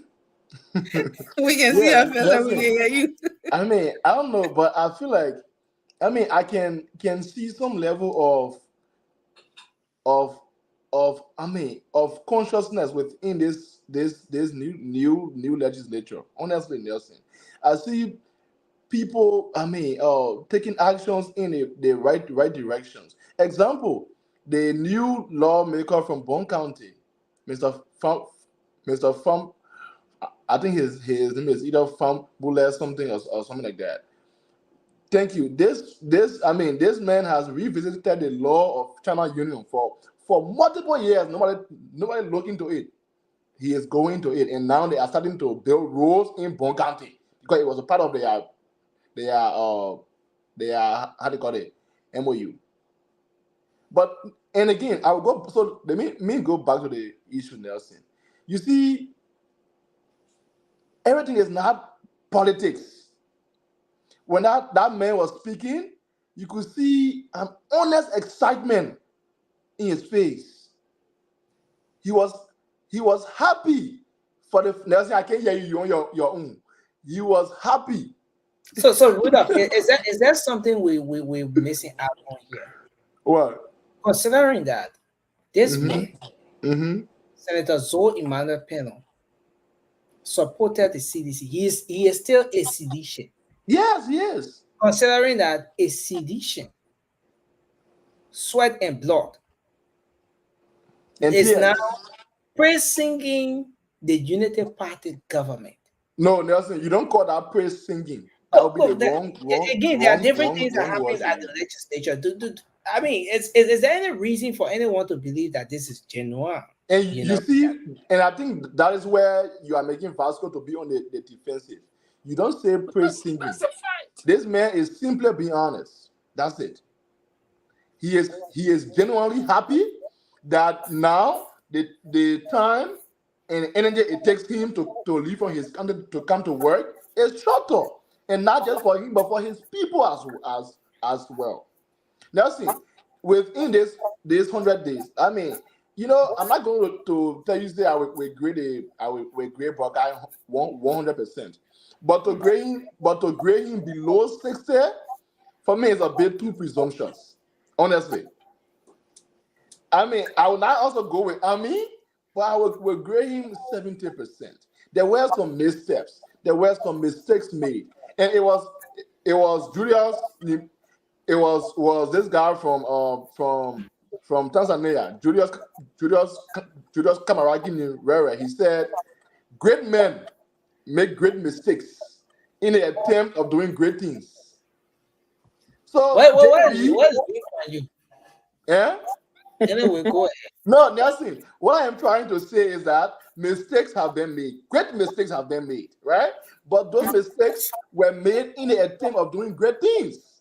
For example, the whole 10U thing, the whole asset recovery saga. Nelson, those are great moves.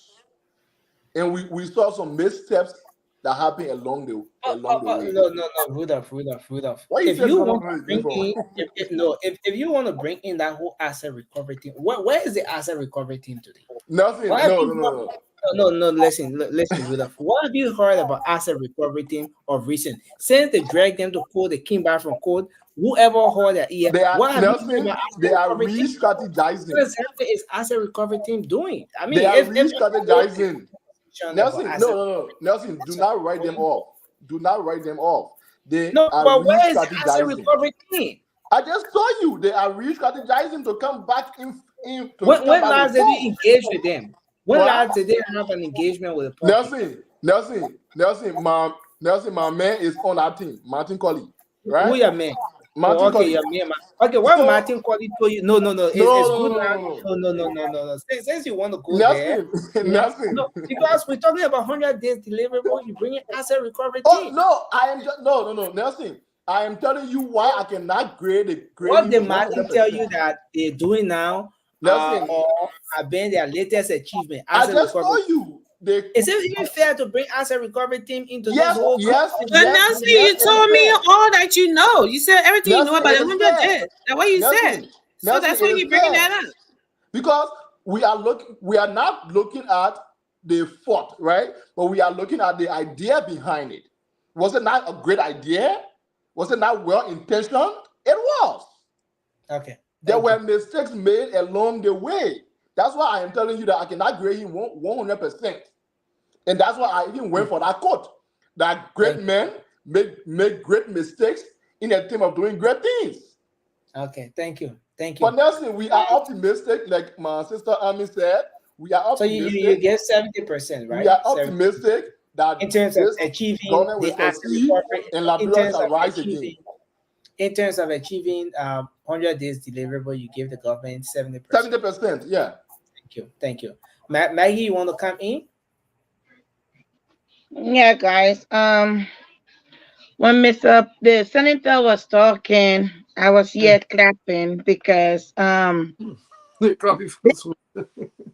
yeah, Vasco, don't keep me, get me off track.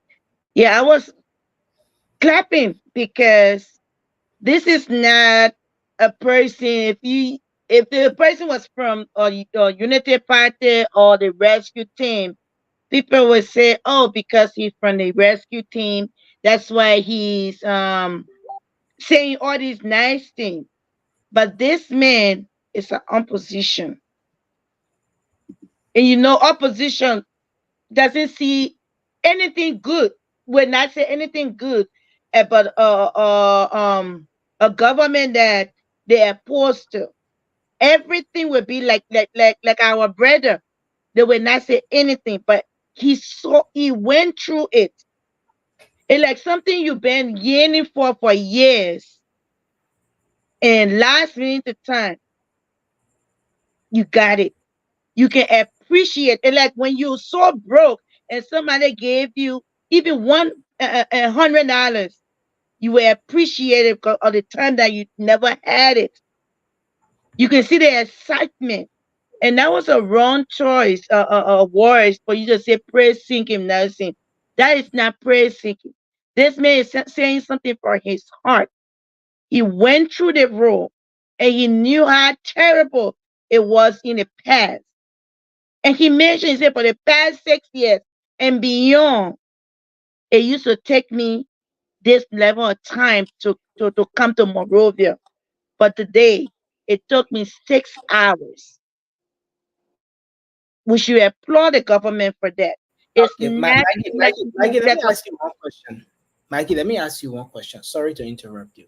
That's okay. Do you think do you think Nelson, politically? can you Do you pin think? the pastor comment? That we see because he was interrupting me. Remember commenting. Oh, okay, yeah. The Pin the pastor said pastor. I interruptive and that's what you're doing annoying. to me. I Cutting me off. sincerely respect. I sincerely respect his position. Cutting me off. I respect that position. But here is the thing. Maggie, do you think politically it was prudent to have Senator Emmanuel Peno,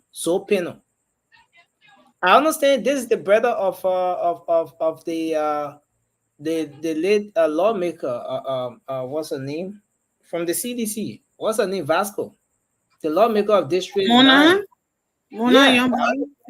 I understand this is a brother. I stand to be corrected on this, right?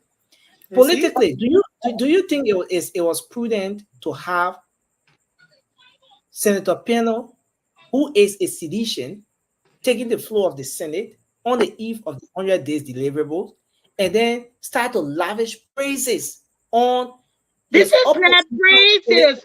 That's the word I don't want you to use.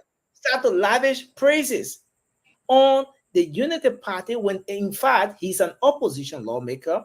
They're going to be contesting against this party a few years from now, come 2029.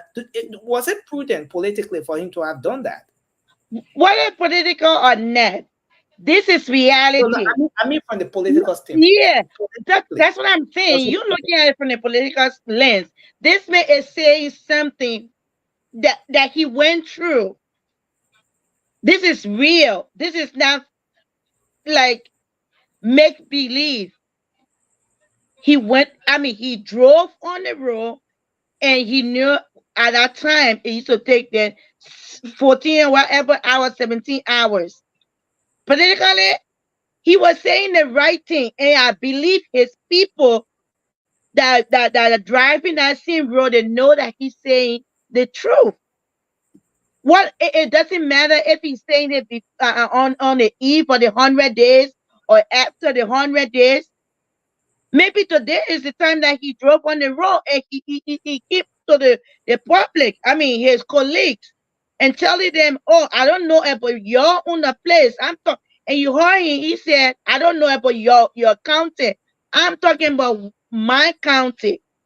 So maybe their county, they don't have a good road. He's talking about this county, what he goes on. Mikey. Sorry, Mikey. Let me bring in something here a bit. Let me bring in something here. Hope I get this right. Nelson, can I say something real quick? Nelson, is that you are some of the problem of our country. Nelson want to be balanced here. I mean,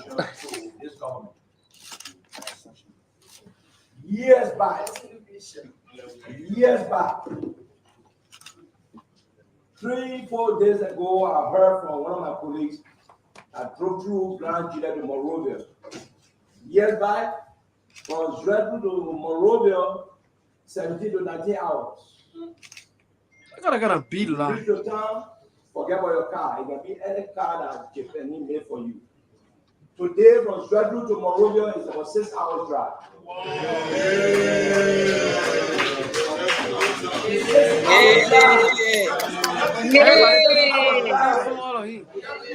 It's 6 hour drive. It's 6 hour drive.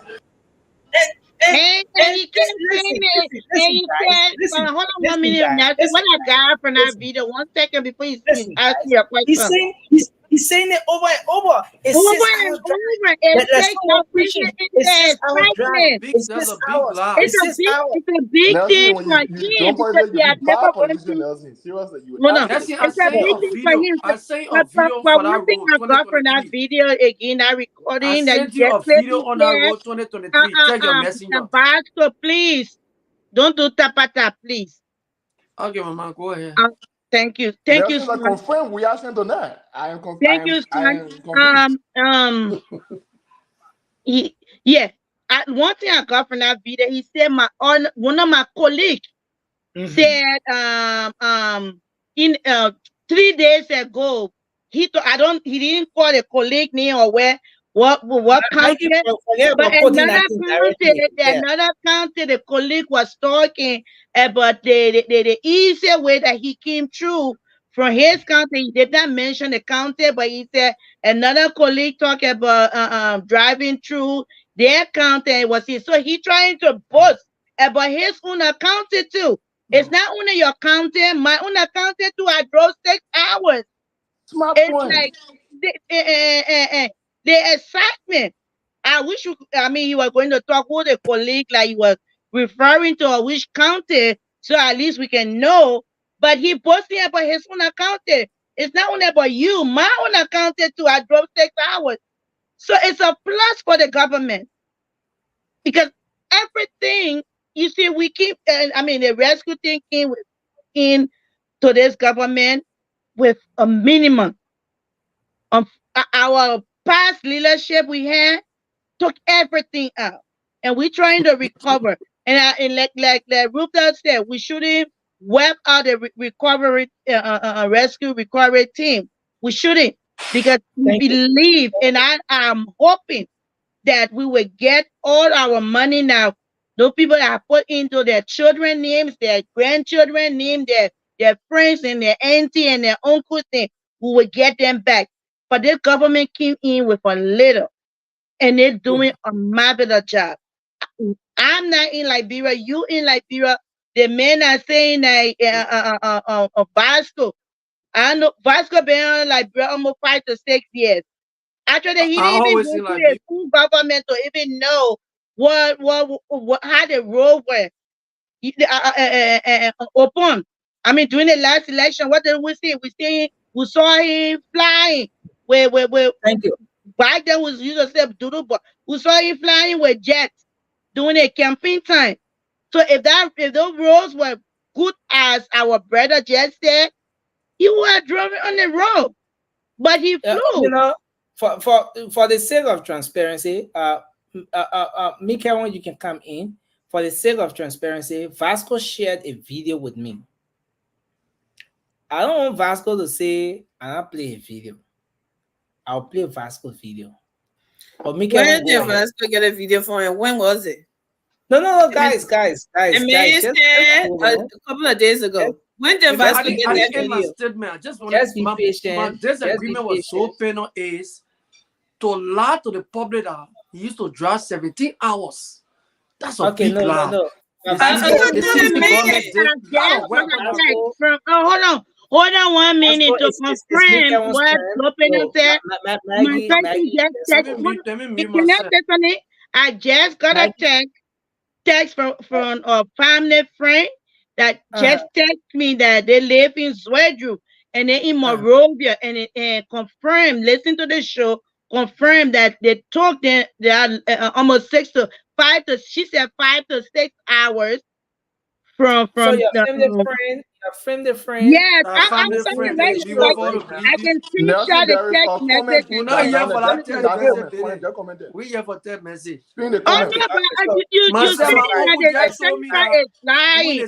Somebody you are not there. Somebody that lady in Liberia. My uncle just told me that during the city since there, they drove from Zwedru to Morovia for 5 hours. Nelson, just check the comments. Somebody who themselves been there. They have commented.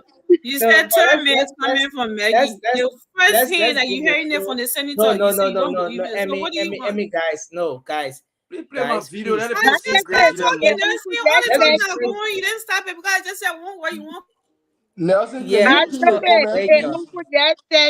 Maggie, I will have to mute you because you guys are seriously disturbing the show now. Let's get Mikael to come. You see Mikael sitting quietly like this? The man needs to talk. Mikael, the people of Nima County are listening to you. Go ahead. Well, Emmy, Nancy, I don't know what exactly we're talking about right now. You were showing off video that looked like the place was very bad, truck parking everywhere. Then from there, you show another video.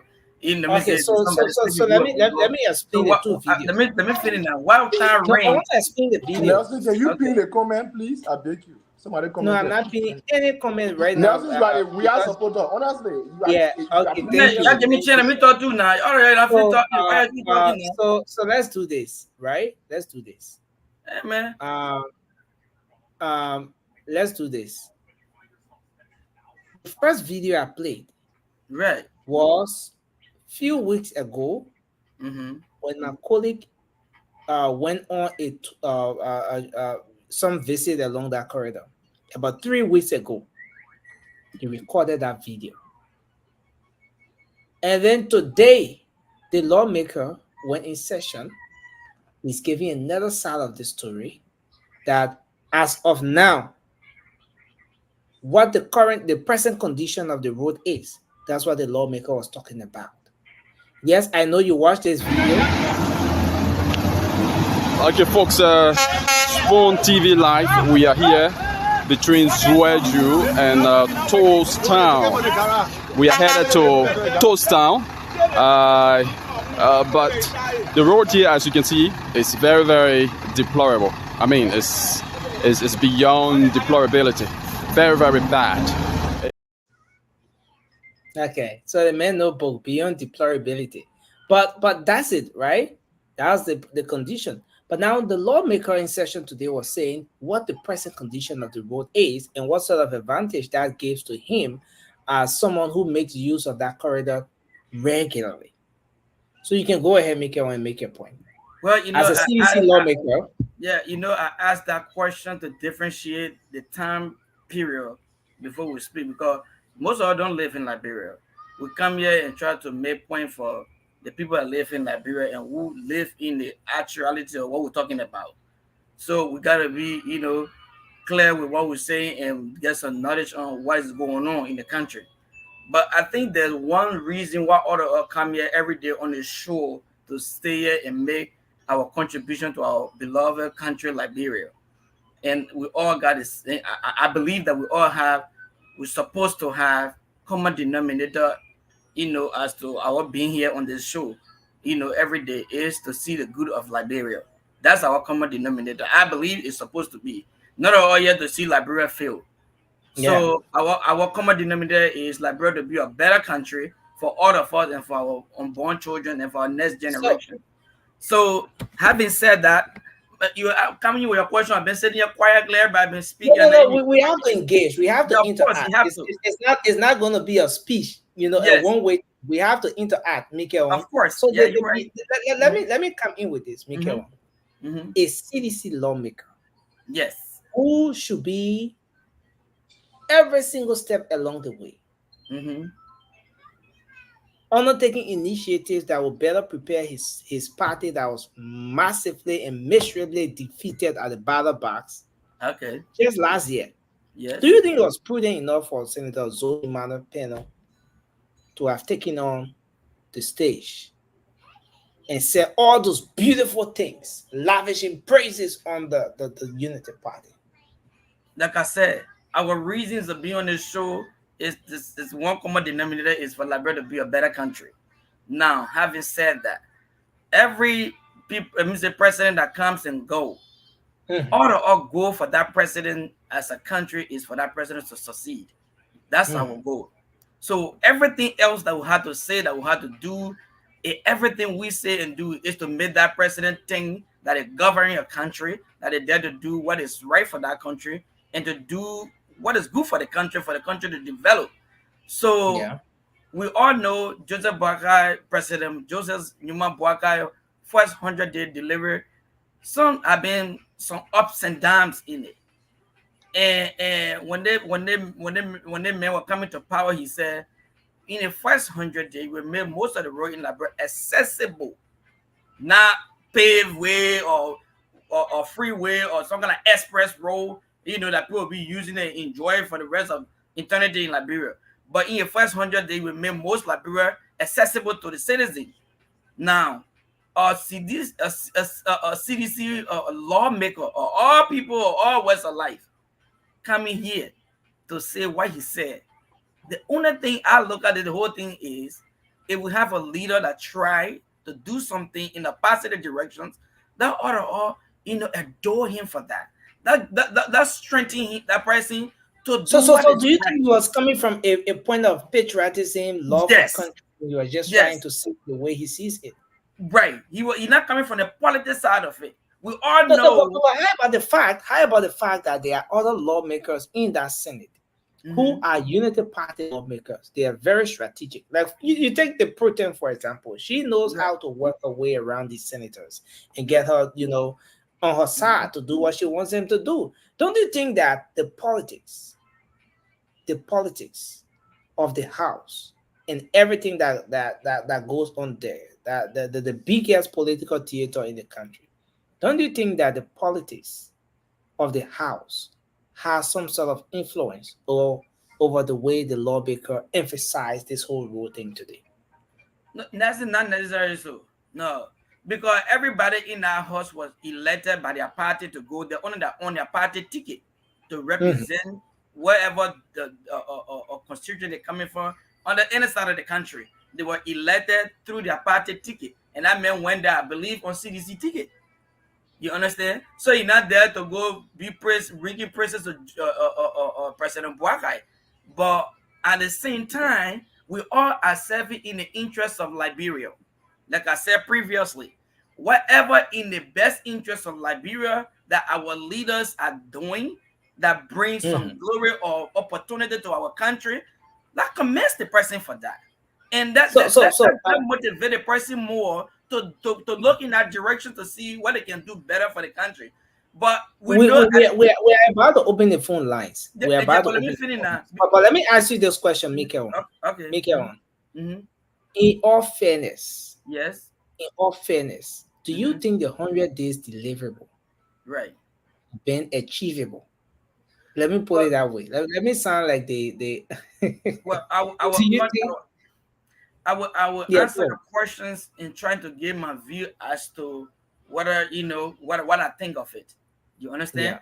Yeah. But the point is, I've been trying to lay out some things here, because every politicians in Liberia, they're never in the interest of each other. They just always want to break each other down, so maybe the next election the party can succeed to go back to power and do whatever pleases them. Yeah. On the political line. But the thing we all have to do is that we all been doing in a different forms and different point of views is we have to hold our people accountable for our country to be better. And when they do something that in the right directions, that praise our country. That one fact, when the Georgia government will just beat on so much that left power. Then one good thing Georgia government did in Liberia, that we all gotta commend them for, is that particular part they built on right by the right there. I call it by Baba there. When you look at that part, it's very beautiful. Although Georgia government did all the west into Liberia, but that one particular aspect of what they did, if they were going to do that to many parts of Liberia, it could be a tourist site. Misplaced priority. Money for Liberia. If you said I only one thing, Joe, we are there. No, my man. I said what listen. Don't attack me. I didn't say Joe, we didn't get your bread and butter, but I said what I saw. I mean, that's something good that he did for the country. Having said that, we always have to hold, look out to our people to do the right thing for the country, although we'll be on them all the time. But to answer your questions, the government, if I have to, say within that 100 days, I mean, there have been a lot of different, maybe too much mistakes that we didn't know the government was supposed to be making those kind of mistakes because of that experience. You understand? Or because of the way we, believe in them and we know that there's the kind of level of experience they are through governance. But they achieved some part of it and some part of it have been slacking up. These are the things these are the reason why we come here every day to remind them of what they're not doing right and what they're doing right. So as we go on, they can govern the way it's supposed to be. Leadership is not easy. It's diversified. So it's something that you gotta look at it from different perspectives and different angles. Thank you. So we are here to correct them as we go along. So they are still at 75 for me. They're gonna do better. Yeah. Okay. 75. Thank you. You were great us too at the end. You were great. I want to hear your own agree. I beg you. You waiting for my grading? but let's let's hear from is it Bila? Bila, are you okay? Yeah, Bila. Then Vasco will take us to the phone lines. Vasco done. So Vasco was Thank you. making I his don't know how point. many times you want for Vasco to Vasco was speak. the first. No, Vasco was making his point, and his gadget went off. So we'll give Vasco 2 seconds, and then we'll go to the lines. The callers will handle the rest with Vasco. The callers will You handle already have Vasco talk for 5 minutes. Then when we tell you yelling, I mean, they are you get everybody something. You want to they get are him the thing. CDC Go ahead. boys. They are the CDC boys. Come on. Nelson just exposed himself tonight. Thank you, Nelson. Gentlemen and ladies, let me have my time. Thank you, Nelson. We are politically critical analysts on the show. So I want you to take our view from the 3 areas. But most priority, we should be rational Most to what? some of the things. Anyway, go ahead. Go ahead. Go ahead, sir. So thank you. Like I said, we are political, rational, and critical thinking on the show. So somebody said Nelson should not say for the better charge of war, praise sinking, all the stuff. I mean, you could say praise sinking or whatsoever thing. That senator knows what he's saying. And people don't know how legislative politics plays in Liberia. You think the president would do well for his country, he will not be knowledgeable to it and say the president did well, so as to carry more development in place? Let people understand you guys work. For any senator or representative to succeed, you must be in cahoots. You must be in line with the executive. So, on the issue of the 100-day deliverable, I don't want to use those mistakes, those earliest mistakes, as a guarantee or as a yardstick to say the government have not achieved certain things, or the government at certain level, a certain percent, a satisfactory percent, that the government have not done well. Because we can talk about the rule of law. There have been some progress in that aspect. We talk about the World Economic Crime Code. When I listened to the information minister today, said this week the president going to be signing, if not a resolution or how you call it, to the Senate on the issue of the World Economic Crime Code. That is a progress. You talk about setting the ombudsman. That is a progress. You talk about role, which is priority to the president. You mean the ombudsman that requested the 10,000? Yeah. Anyway. In as much as the request whatsoever among, but you and myself can acknowledge that that body have not been set up for how many years? I mean, for some decades, if we can say. So you talk about rogues. It would always be the usual politics in Liberia. If even you come out, you do your independent, you are the only independent person on this platform. That you go tomorrow, you do your independent investigation. You go out there, you do various video. You come on the platform and tell us that, I mean, those are things that the president doing. It is glaring. Vasco will send you video to play to please his political curiosity. I mean, we should not keep running our country on these bases. You should be a rational young man. These CDC things, I thought we know we got our political side, but let's be realistic to few things. So, acknowledgeably, we agree that there are some mistakes, and we will be on the platform that other panelists said, we'll always be here. For some of us, we don't have that kind of too much interest in politics that we just bother and be a complete blind loyalist to things that are happening. Thank you. But when you talk about rule, there are mistakes. You talk about the rule of law, we talk about the face of live in government, that the CDC burden, the face of governing was burden. The government have lived up the face of governance, and are relieved to our people that you and myself can acknowledge today. So kudos to the president in his 100 days. Everything, if anybody thinking you're right, man, everything will be 100% in this 100 days. You are there dreaming or you are a joker. So there will always be mistakes, and we'll be able to correct those mistakes. But there are progress. The progress making in 100 days is very, very impressive. So I think that's my analysis on the 100-day issue. Okay, so thank you very much. Vasco, you want to take just 30 seconds, then we'll go to the phone lines. Thank you, Nelson. I mean, I'm sitting here just laughing. Imagine Liberians telling the world that achievement is a model role. Even with the sedition, we're not even boasting about job. We are putting quota on Lufakande Road, like going to the Joseph Boakai. We're not even boasting about president. We are taking quota from Ganta all the way going to Sacred PA. And y'all sit down here, instead of y'all telling this man that he failed. So the one rule, y'all will sit down here, y'all green President Boakai 75, 80, because somebody show one picture from one lay place in Grange there. Or because one senator come here and say he own a rule from Zueju coming to. But this is your own senator. That one I just told you the senator lie. I say but this is your own senator. I mean, how can you even be saying that, Vasco? Your own senator came here and he's telling the people that the role is Zoopeno didn't support us. Let me tell you, Zoopeno for our citizen because the men that won the election, the late representative.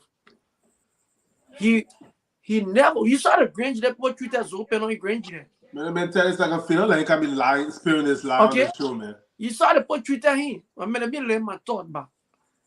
You saw the put Twitter Zoopeno in Grange there. Zoopeno try to find another escape route now to come to the Unity Party. But we don't care about that. When you call people that live in Grange there, and let you let it tell you say the maybe we'll open a specific line for people in to sweat you in. Let it tell you that a dream president we are talking. I just say the video. I want you to be fair. What about this? What about this video you share? I want you to show that video. So guys, we are on Sweju Nigeria County. How the roll up from Roji, and now we are in Grange there. Wow. See the road condition here. Full video is on the YouTube channel. Kindly follow my journey for more. Subscribe to my channel. The road that the previous government started facing going, I want the Unity Party project running away all over the place. Can you tell new equipment? We need to know when the let's do this. Let's do this, guys. I know the lady there who did that video. Right? I know the person who did that video. She has a YouTube channel. It's called it's called, I think, Deborah Mason.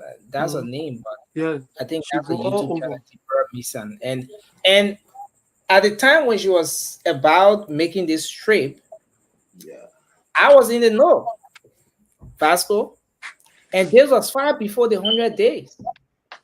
This was far before the 100 days. But again. No, but let me say this. If you say Vasco say that the role she showed in that video is the role or are the roles that you guys in the CDC started building and the Unity Party running with it, then that whole different discussion there all by itself. That's not the video I want to whether that video is current or not, I will tell you it's not current. I wanted a video there, but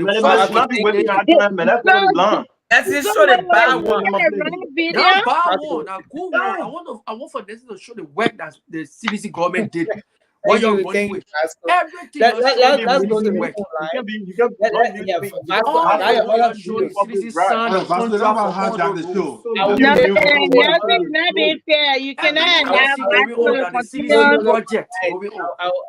I'll play Vasco other video, but let's go to the Let's phone see, line. is that 30 seconds? Vasco, Everything are going on a CDC project. That's always giving people Now we the have to see information. the RRA in a project. Yeah, Vasco tomorrow will Always play creating that means supposed to disturb the show. It's not good. No, You guys, should tell us guys, seconds, let me Yeah, go. us say the resolution you guys, give is the this is an Bagasa Warcraft code. This is an interaction. Let's not be too sensitive about it. It's an interaction. We don't Let's go have to a problem with the interaction, but you make it appear like Vasco is the only person on the platform. It's not good. Your people that get food to eat, your bluff your dusty room. So folks, you can call in now. My Anna wanted to Everybody call not in. get helicopter on the flowers of East. Let me see. About 10,000 Brahmin one. I mean, Ma Anna. Okay, Ma Anna is calling in now. Let's I hear told from you Ma now. Anna. She's the first caller. She's the first caller tonight on the show. Ma Anna, welcome to the show. It's good to have you. Please, for the sake of our audience, better introduce yourself. Yes. Yeah. Okay, I am Anna Wule. Okay. Talking to you. Okay, I'm from two counties. I am from Grand Crew. I'm from Maryland.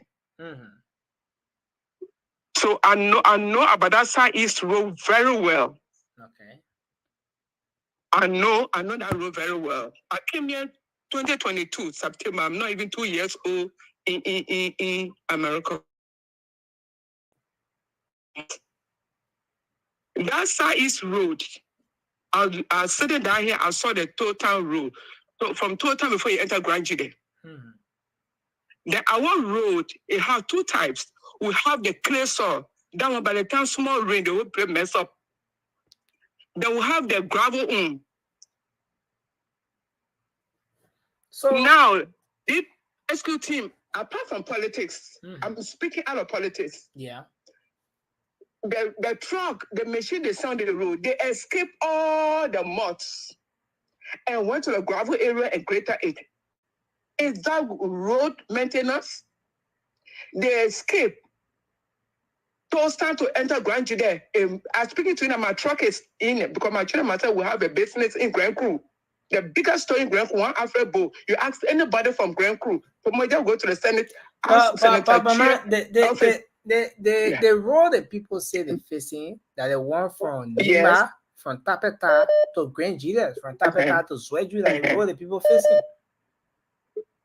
I'm telling you, from Raji to even enter from Raji to enter Zedru, it's not possible.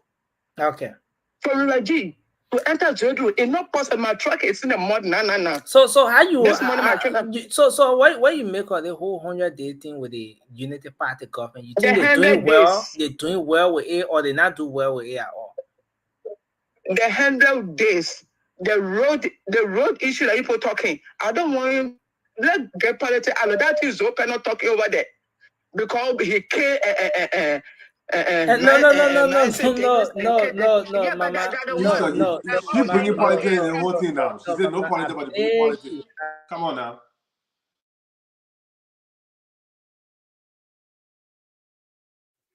Thank God. Hello, you are live. Go ahead. Yeah, that's it. This is Bud Dinoy again. I'm calling from the state of Iowa. Yeah. Look, Vasco.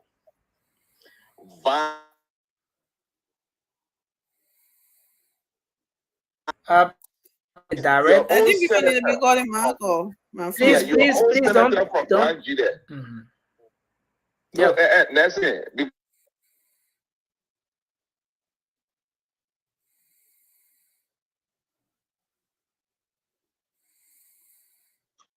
Nothing is convoluted. You don't see it, man. Justin phone is. I think that when he had people calling direct, that video was made November 2003. Which video released November 2000? That video, Vasco just said, why are you telling them to cut me off? You can't wait? That video was made 2003 November. That's it. You understand it? No, go look at Grand Jude Road. If Zone Panel can tell you that the road from Morovia down to Grand Jude to my wife's home It's about 6 hours. That's it. Vasco. So you believe It took us 6 you years. believe the senator, right? You believe the senator? Yeah. And Yeah. My wife from Grand Jude, my wife from Zeleta, right there before getting to home. You understand that? There where my wife from. That road from Monrovia, those days to Grand Jude, if you have good car, you can spend more than 5 hours. It's about 4 hours and a half. Thank you. If you give in that good road. So how will you Vasco, rate? What you make of the 100 days deliverable with the unit? the 100-day delivery? Look, man, come on, Nelson. Why you asking me? No, I It's ask you good. because I want to know. I give the government 85%. Okay, thank you very much, sir. Because let me just set an example of Nelson. Look at Sony went today. Look at Sony went today. You went there. Your correspondent went to Sony went. Look at Sony went today. Thank you, Come sir. on now. Thank you, It sir. took Vasco there 6 years. They never did nothing. But they owe me. It only took him 90 days. I would say 90 days in his administration. Something going on better. Like is that politics, Vasco? You appreciate? Come on, man. Thank you. Liberia. Which country are you from? Thank you. Let's hold you there. Then for Vasco. Forget Yeah, the Vasco. What country you from? A country not ready. Important. Vasco, man. Oh, so you see me red? You talking about hello? Yeah, Yes, hello. sir. Yeah, please go ahead. Thanks for having me. Listen to the show, and I was just appalled by some of the comments from one of the panelists that I don't understand what most of you guys understand what good governance is, and whether they actually know. I mean, within 90 days, you expect a road to be constructed within 90 days. I don't understand. Like President Joseph Zuma Barker said in the first 90 days, or every road will be possible or pliable. Yeah. He never said he would post something. He said it would be possible or pliable. So some of the guys need to go, probably go back to school, kind of understand what it means. To just come and just spew, garbage on the show like this is like showing complete disservice to the people of Liberia. Some people don't need to be actually on your on your show. Some people are just going to listen. You know what I mean? Some people need to learn. Especially that guy who's speaking over there. I don't understand. Where even a normal government in 90 days, you expect them to. Where in the world do you see 70 kilometers of road being constructed in 90 days? Where does that happen? On which planet?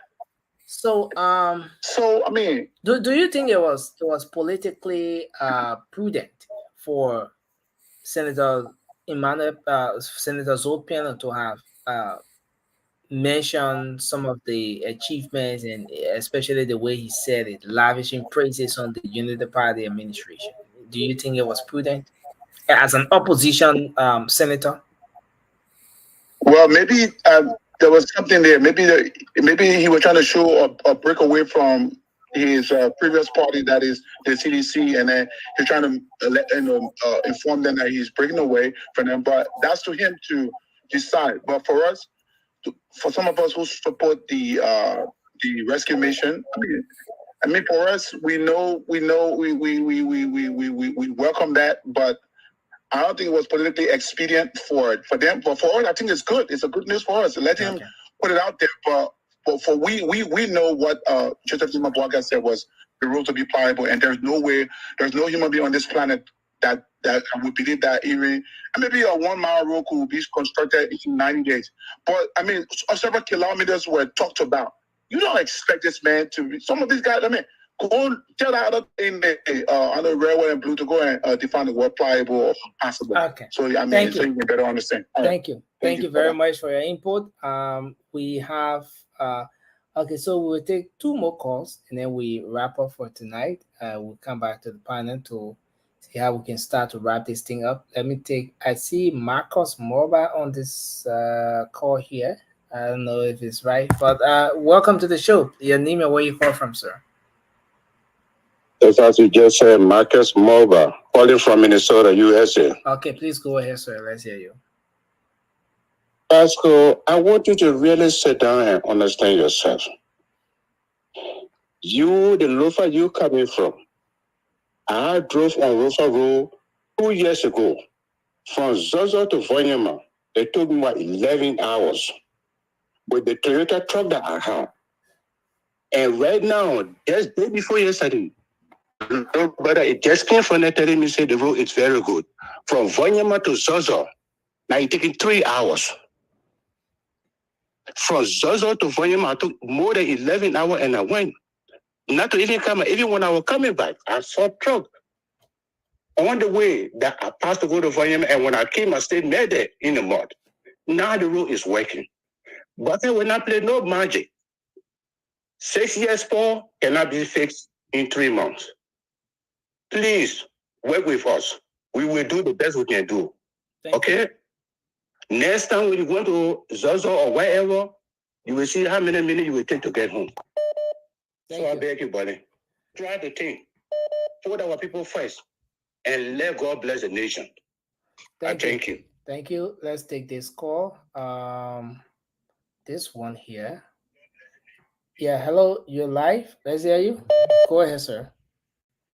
Hey Nelson, how you doing? My brother Harry calling. Oh, okay. It's good to have you, sir. Let's hear you.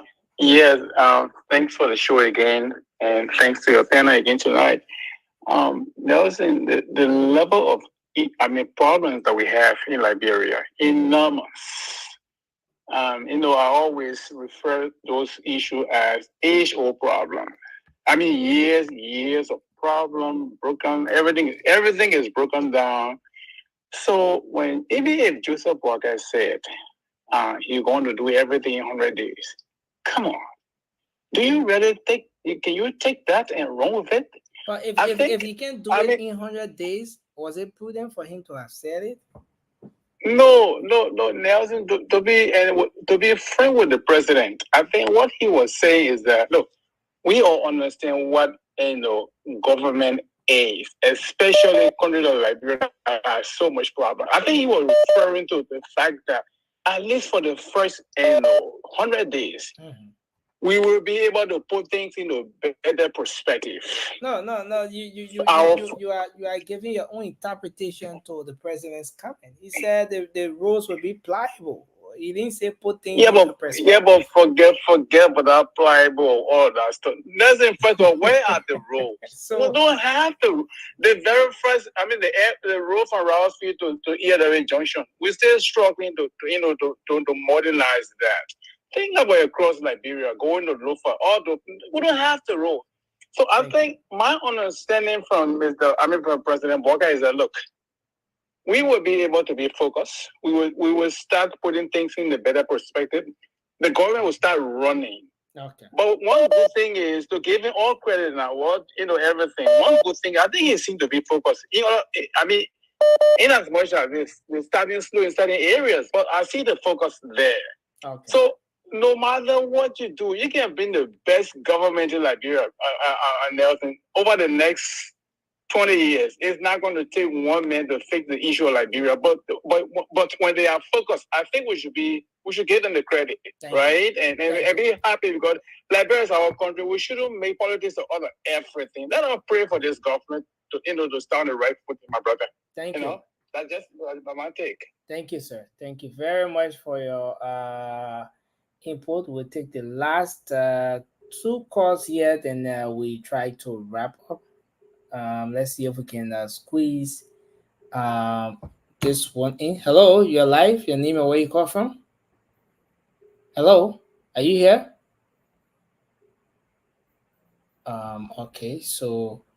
Okay, I got George on the line from in. So let's see if we can get George coming in from here. Hello, you're live. Josh, it's good to have you on the show. Let's hear you. You came to help Vasco? Is there a rescue mission for Vasco? Not really. I just got moved by the discussion, so I just got to call in. I'm really out of town, so the network will be a little bit difficult, but hopefully I can say something quickly. Look, I understand what is going on. President Boaga said in the first 100 days, no car will get stuck in the mud. Or let it call and say a truck is stuck in the mud. But I see everybody on the show giving 180, 65, 1,000 to Boaga. No, when we continue to lie to ourselves, Liberia will mean what it is. Thank you. Have a good night. Okay. Let me finish with you. Let me say 80 and hundreds. But yes, I think this is where we are, folks. And at the end of the day, the truth crushed to the ground will always rise. No matter how long it takes, it will always rise. Well, if the Unity Party has done well, the prints the prints will be visible, and that's something that would not be erased through any form of propaganda whatsoever. But I want us to go straight into our closing now. The rest of the issues we can talk about then tomorrow, the budget and a lot of other issues happening in the country. But let's start with Vasco, Mikael. Let's just follow the queue from Vasco, Mikael to Rudolph, and then Emmy will take us home.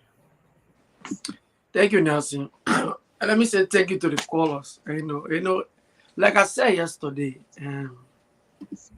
these people came to power based on lies and rhetorics. So this is something that is rooted into their system. So nothing will come here to tell us that will be true.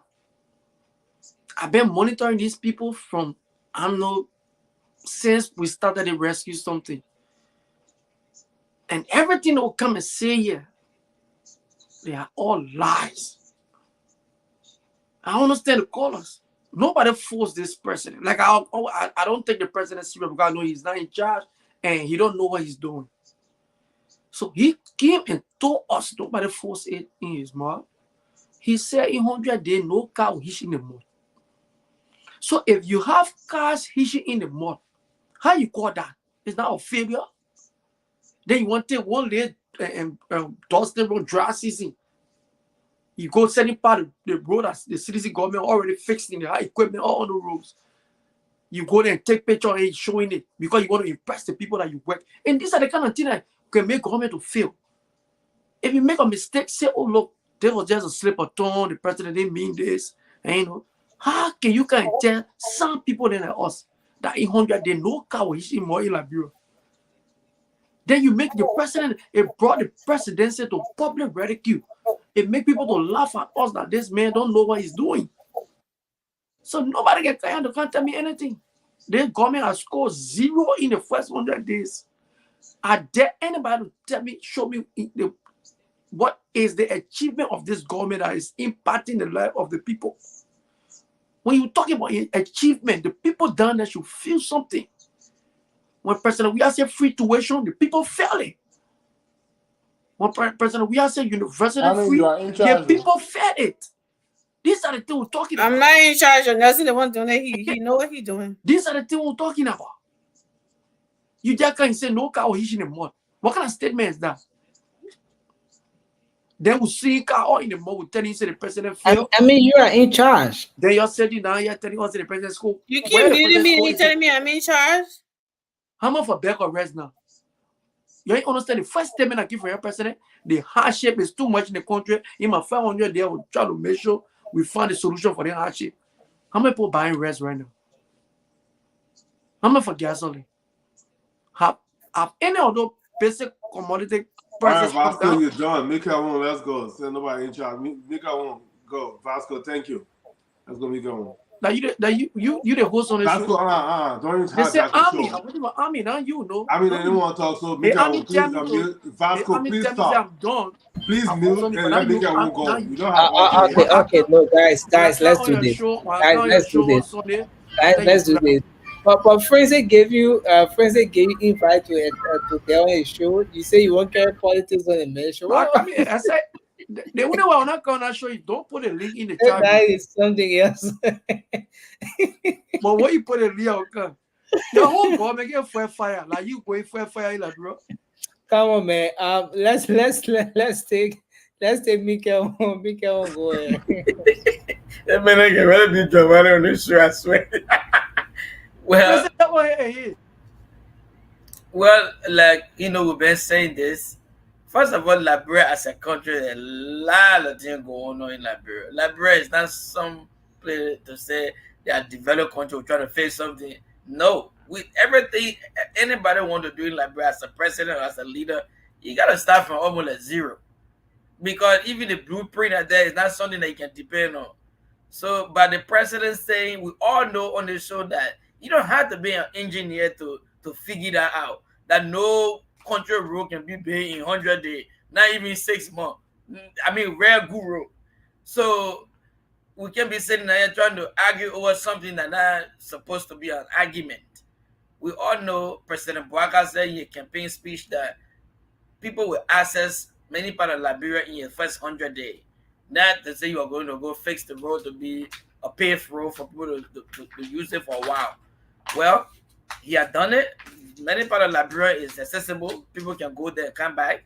Like the senator was saying, we're not in Liberia. We don't drive on this road. We're all the way in America here. We don't even that. So people who use the road every day, if they say something, and that's something that we're going to go join that need to go fight them for, whatever they said, that's what we're going by. He drove there back and forth. So with that being said, the president still have more to do, and the country still have more to look up to for the president to do. So we are still here. We just pray for the Bouaka government to succeed in the light that they will do something good for Liberia as a country. So let's continue praying for our country. And I know the negative politics is there. People will say things to ridicule the government. Some of the things they're saying is right. The government got to look at it and correct their mistakes as they go on. That's why we're here, to criticize the government to do the right thing, but not when they do good things and put it aside, we keep criticizing them to their death. I mean, thank you, sir. You can't do that. So, not much to say. Thank you, people who in the comment section that keep on the right track.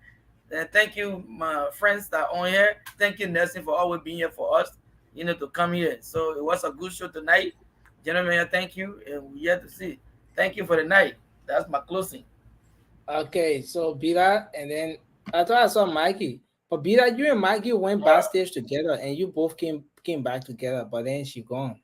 She's gone. But anyway, go ahead. Are you getting me? Yeah, go ahead. Thank you, Nashing. Let me say it was a good show. Thanks to all of the caller. Thanks to the viewer, all those that are contributing to us. The greatness of the show. You think we're gonna make progress with wasting our time on somebody who always bringing full bono analysis and sometimes shooting himself in his legs? We're not. We, like I said previously, we are critical thinker. And we come on the show, we come to say what we think is best for our country. So for somebody to just see everything from just the political angle, it's saddening. But what we want to say to our people is the issue of Liberia, there's a lot that country need to go through. A lot. This government will support her. We believe that they are in the trench. There are mistakes along the way. There will always be mistakes in governance. If anybody tell you everything will be perfect, even in our individual life, everything is not perfect at all. We make mistakes a lot. So there are mistakes that the government will make. But we don't expect the mistakes to escalate or to be alarming because this government was voted on the mandates of experience. The government was voted on the basis of change. So we should always acknowledge them about these things. The 100-day deliverable is on a trend. We saw a lot of things happening today. The president was on some inspection. That's only one error has been one error that our people have suffered from a lot. Health practitioner will tell you about personal hygiene, all this stuff. And when the president saw the work today, he was impressed. So I think there are more that we need to do as a government. And the issue about certain segments that I've always spoken on, think we will have to discuss the budget tomorrow. And I don't know Thank what you, are sir. some improvement, various around like the issue about agriculture, the issue about the LDA and other sectors, right? So to prioritizing the needs and want of our people, because for you to continually gaining the choice of the people, you have to do the basic bread and butter things. Thank so as to you. maintain our choice. So I want to say, Mr. President, we are did what he could do, and that was to put our country in a death hole. Am I muted? The Messiah of change is already here, and that Oh. proceeding. My man, I said thank you. Thank you. You can hear? Y'all full of drama on this show. That man gonna prove nothing. It's you, Maggie. It's your turn. But somebody killed me to me. Okay. Can you hear me? Can you hear me? I can't say thank you. I'm getting you. Oh. Yeah. Hey. You finished, right? Yeah, go ahead. So to close, I mean, today was a good show. I said, thanks to the callers, and thanks to that caller that I know exactly who he was talking about. That some people need to go back to school. And I agree with you, Mr. Carter. I agree with you. 'Cause I think some of us still in the campaign mode. Unfortunately, the campaign has been over. We have a new government, and we should allow the government to work. In 100 days, it's not a magic one that the moment you do that, and everything will be filled out gold. Yes, the president said, I think we need to go back and listen to what he said. He said the road will be possible. I mean, people will be able to drive, but he did not say he going to cut the road. I mean, put quota and it'll be like America road. So Vasco, let's be a little bit Liberian first before citizen or we are Shin. Love your country. The little things. I mean, say something good. We sit here and we're not like you see when the government does anything wrong, we come here and we talk. We point out all wrongs. But if you just see everything as bad, even your own partisan, this man stood where we are through all that. Now you know that he's not a solution anymore because he was able to come up here. I mean, and tell the Liberian people about the good thing that is happening in the country. Please, my brother, take up that hat smoke and put a patriotic hat on. Liberia first before we are Shin, Shin, UP Shin. Where are the Shins then? Yeah, you and I, let's talk. Put your country first. It's not everything you have to find fault. Please, my brother. You the only person, all the callers then I've been calling you the only person. I mean, if somebody everybody calling and they just calling my name, I would like go back in the corner and say, oh, maybe I'm not doing the right thing. You have people living in Liberia. Don't wish your advice on Vasco. Thank you. Please, man. It's not gonna work. People are live. We're not in campaign anymore. Go ahead, Rula. It says, show me a man who has not failed or who has not made a mistake, and I will show you a man who has not yet started life. So, and also again, what other people can say, if you don't acknowledge someone's good, you stand no chance morally to condemn their wrongs.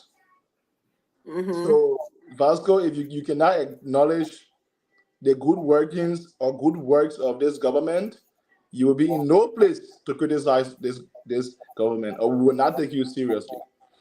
You know, there have been missteps. Mistakes have been made along the way, but that doesn't take away the fact that Mr. Boakai has a focus and he has a perspective. And this focus is to ensure that when his time in government is done, there will be a standard set for leadership in our country. We will have known what standard we should hold our leaders by, because in the past, people just came and they did what they could do. So there was no standard set. And now who elect them, we don't even know what to look for in who we elect. But when Mr. Barker leaves office, there will be a standard set. Liberian people will know now what to look for in a leader. We will know our worth. This government, like again, I will say, mistake has been made, but Mr. Boakai is proving to us that he has a vision and he has a mission. He has come up with asset recovery. One may say, "Oh, they are not in action." You know, the greatness of a man is that when he makes mistake, he accepts them, and then he go back to re-strategize. And that is what we see happening now with this asset recovery team. This team will come back in full readiness, and we will begin to see we begin to see them in action. Just today, Mr. Boakai has scored on the closure of Western Cluster. And that is because Western Cluster has not been in the interest of the people from the western side of the country. Yeah. We are in office. Gai Capral Moterenero, Bonalolo, Casismo de Menono, Sumaleole, Helole, Sumaleole, Sayole. We are revisiting the agreement that we got with Aceto Metal. Our Liberians are living in boots. They are living in containers, while these people are extracting billions of dollars from our country. JB is telling you, no, things are about to change. It will not be business as usual. What I can tell my people is that for you to change a system that has been damaged to the core, there will be some hardship. In the middle, it will not be sweet. We will go through hardship, but let's stand firm and let's stand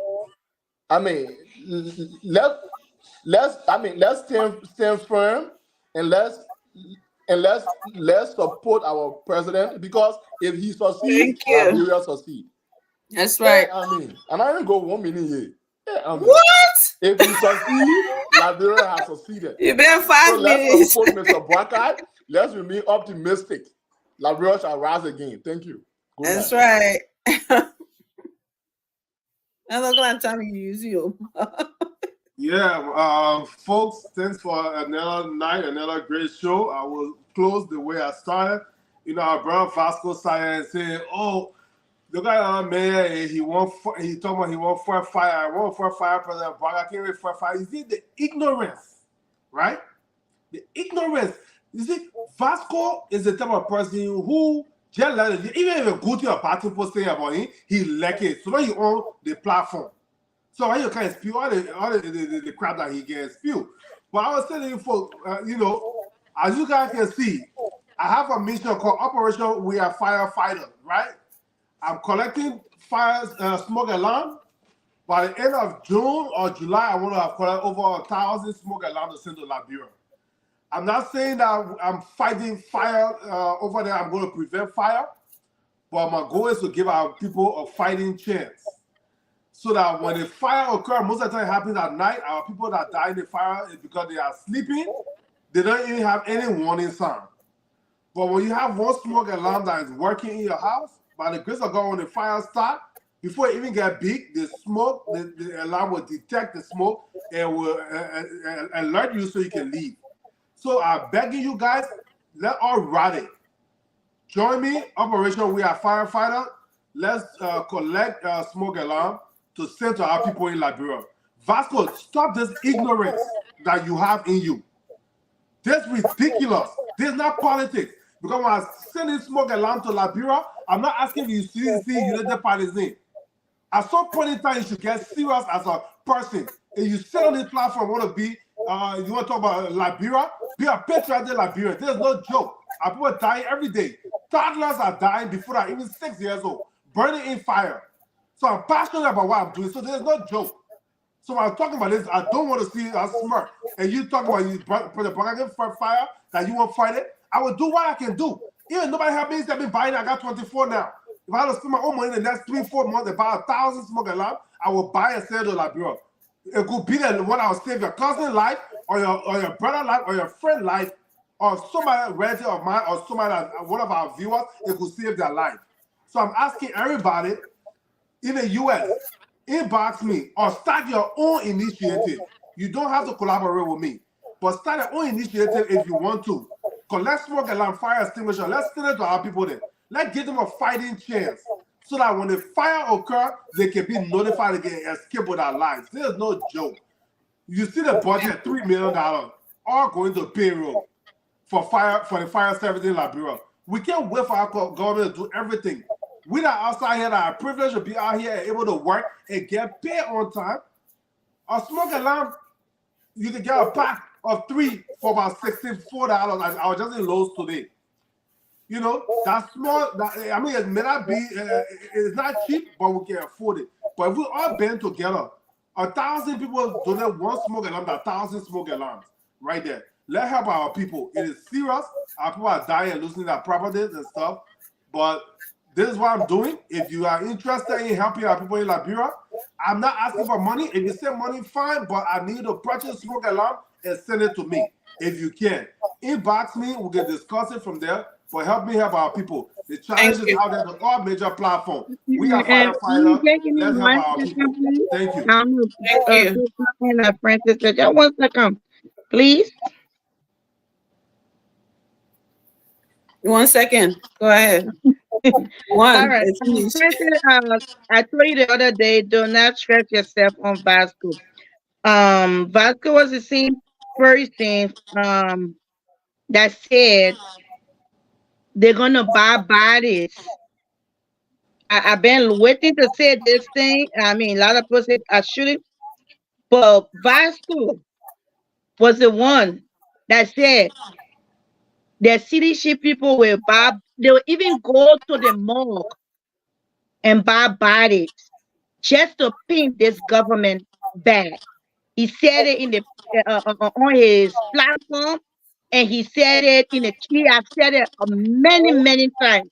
And so they fire something. 1 second. It's not. Okay, so we're not gonna do it. 1 second. That's enough. Okay, you just gave her 1 second after she already. Yeah, but it's you people are behind it. Fire I need to something. report because you spoke. No, it's not. You can't report because we have the recording. You are one of the person too that I can confirm here that you told me too that during the CDC government, you guys were going to buy ballots and put it all in the street.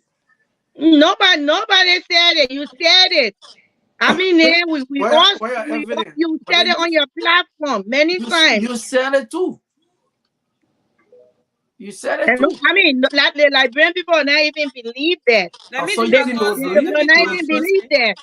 So you think they Pastor will will look believe for you that too? video and play it for you. We'll look for that Yeah, video. you look for it. You Only see Yeah, the we that. will round is look for still that here. video and play it here so that people can know who you are. Okay, That thank you you, don't Mike. love Liberia. I love Liberia. So, No, You you guys love don't. Liberia? guys, can you Oh yeah, mute yeah, me you for love my Liberia. posting? I mean, you said you guys was not getting me. I don't know. No, we don't. You all right now? No, you. I'm coming close. What? Okay, so can you mute? So, no, be that you are done. I kept saying thank you. That's why I say you. Are you hearing me?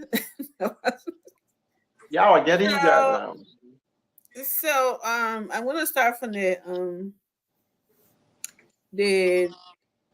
what is in the appointment or the what is that thing?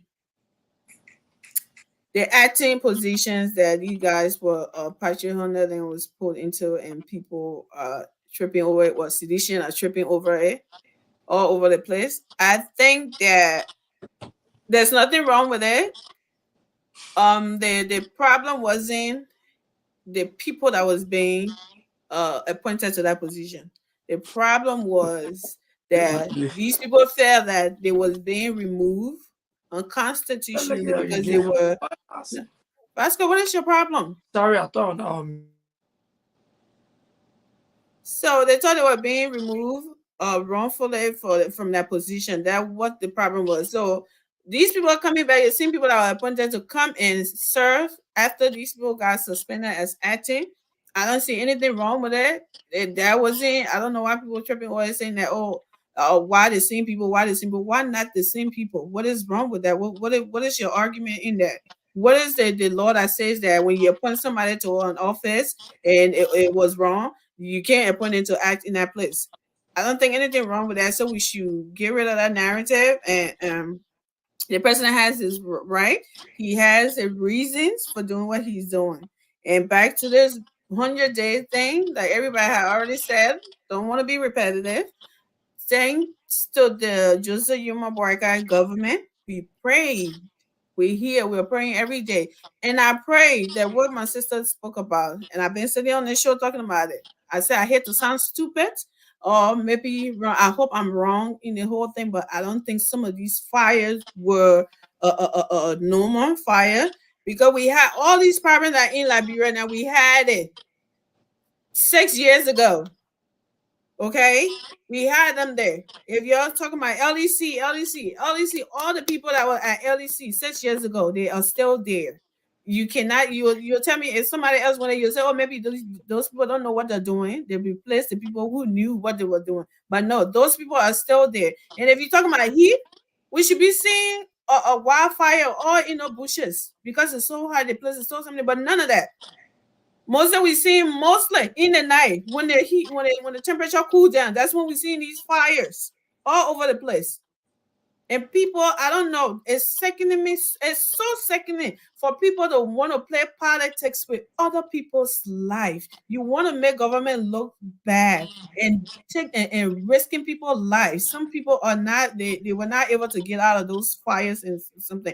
I really hope and pray that the security set, the police or fire, whatever, they should double themselves their efforts and really I don't know why Nelson don't want to play that video, but it will be something like really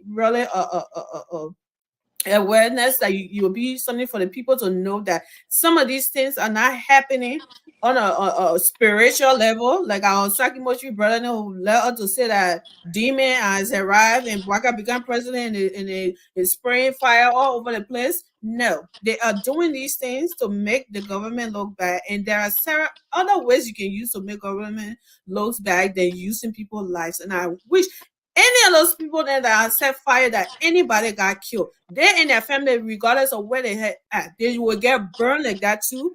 And wherever they are, that they will burn in fire right on this earth before judgment day comes, because that is very, very wicked and evil for somebody to do to somebody, like because of an individual to come. Because some of these people, they're just singing praises. They were just singing praises and people giving a hand out. For an individual to come and be stealing from you for they and their families. That's all somebody would want to do this to another human being. It's really, really disgusting for our country to have gotten to this level of politics, for politics of blind people and their brain, everything has become mud in their heads to want to do something like that because you want to make government look bad.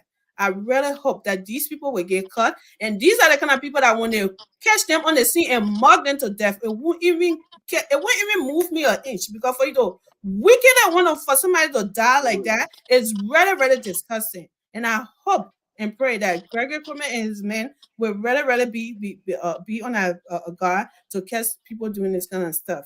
Thank you. Good night.